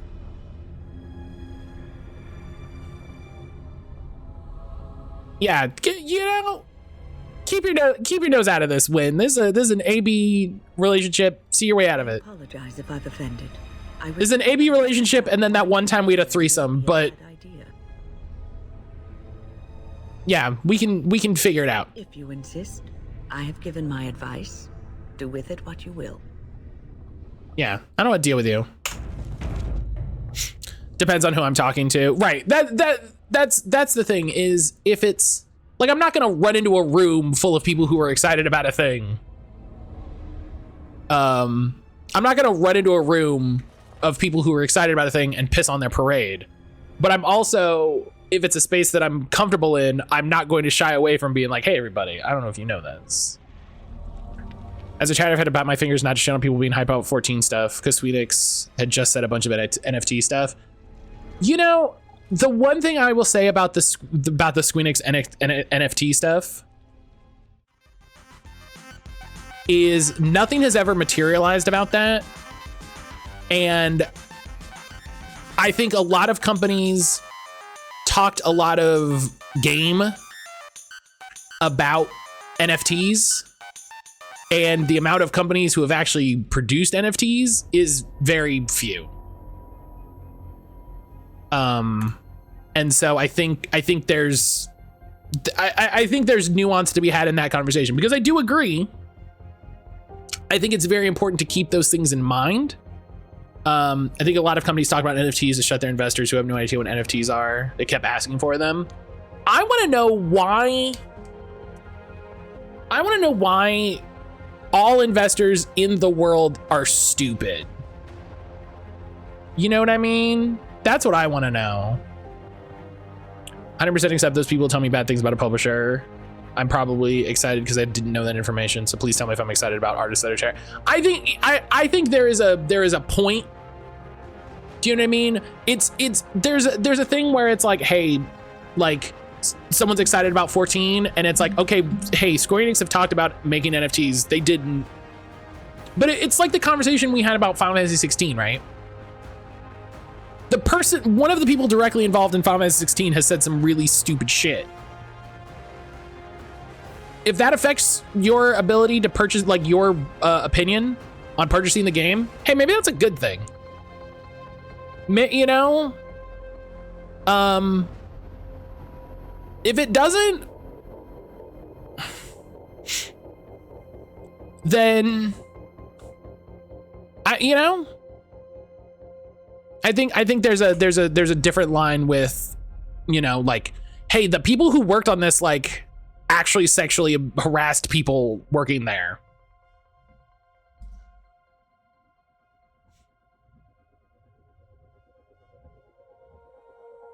There are many things we as consumers love and enjoy that are developed by people with shady opinions. At the end of the day, we've decided if we're going to engage or not.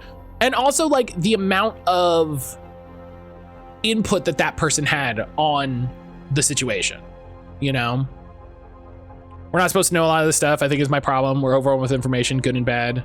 To take that out on each other instead of folks who have the power to do something. Right. And that's Mark kind of nails what I'm getting at, of like, this was a conversation I was having on TikTok where Chaosium hired Mike Merles as like their product director or something like that.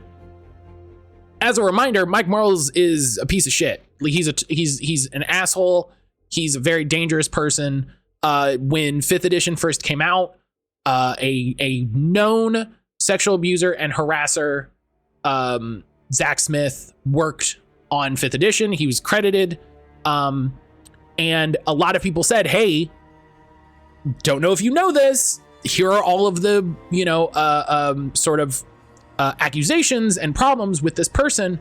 And what Mike did was turn over all of the information about people who submitted complaints directly to Zach, which is a violation of like not only like business ethics, like you definitely shouldn't do that corporately, but also like human ethics.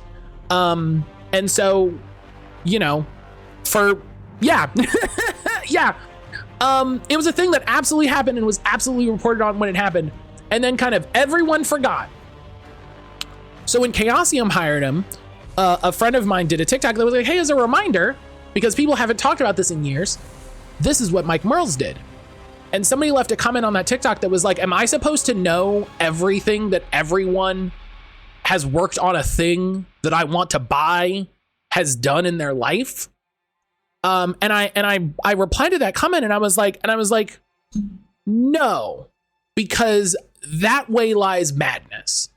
I think if you actively tried to know everything about the people that work on a thing, that you would actively go mad. Like you would go mad in the Lovecraftian sense. Like you would scribble the wall and you would be tearing your hair out, because you would never, if that was how you approached it, you wouldn't buy anything. You wouldn't be able to live, because I got a lot of bad news for you about capitalism.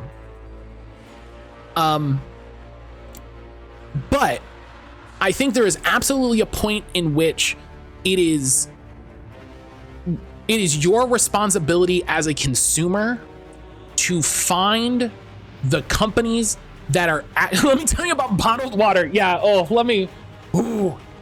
But it is actively a failure of Chaosium for them to disregard this action that Mike Merles 100% took. Like this is not, like this is known, and hire him as a major figure in their company. And I think it is like we talked about with Tom, right?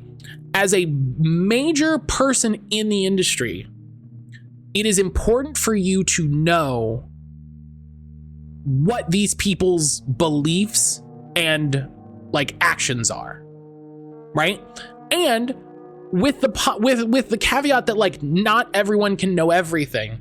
That is why I feel like these the TikTok that my friend made and TikToks that other people have made and videos and tweets and things that people have made are so important, is because it's like, hey, here's a thing you might not know because people aren't talking about it anymore because it happened and then we moved past it, and then hey, we have to talk about it again.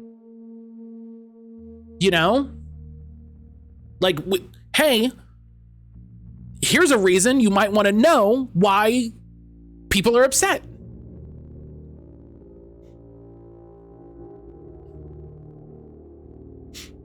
Once people found out what Doucherespect did, even his own company kicked him to the curb. Right. But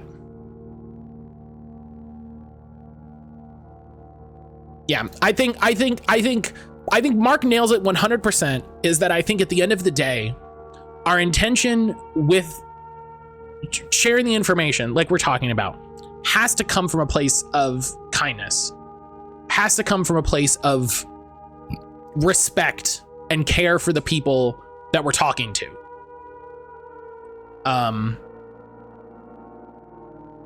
And that's the most important thing. Mark as always reminds me to come back and center things in care and respect. And this is what, it's one of the big things I appreciate about him. One of the big things I love about hanging out with Mark. So as always, hey, go follow Mark if you haven't. But we gotta go. We gotta go because I gotta be back in an hour. I'm gonna be back in an hour. For the Oh, I don't know why the bot isn't doing anything. You know, we're not gonna raid. We're not gonna raid because it feels rude to raid and then try to tell y'all to come back in an hour. We're not gonna raid. I don't normally do this, but it feels rude to raid, but at the same time be like, come back in an hour. Yeah, thinking that through. So yeah, in an hour, whatever the next hour is, I'm gonna go grab some food. I'm gonna grab some water. I'm gonna come back. We're gonna watch the Gamescom opening. Let's raid the refrigerator. See, look, I like this guy. We're gonna be watching the Gamescom opening night stream. I don't know what they're gonna announce. It's gonna be a bunch of game announcements, teasers, trailers, that sort of thing. Raid someone who's gonna wrap in an hour. I wish I could know that. I wish I could know someone who I knew would be done by the hour and could raid back. That'd be the trick. That's the big brain play. I love that, boo. But yeah, I'm gonna go. I'll see everybody back here in just a little bit. Go grab some food, go grab a snack, something like that. And I'll see you back here at 2.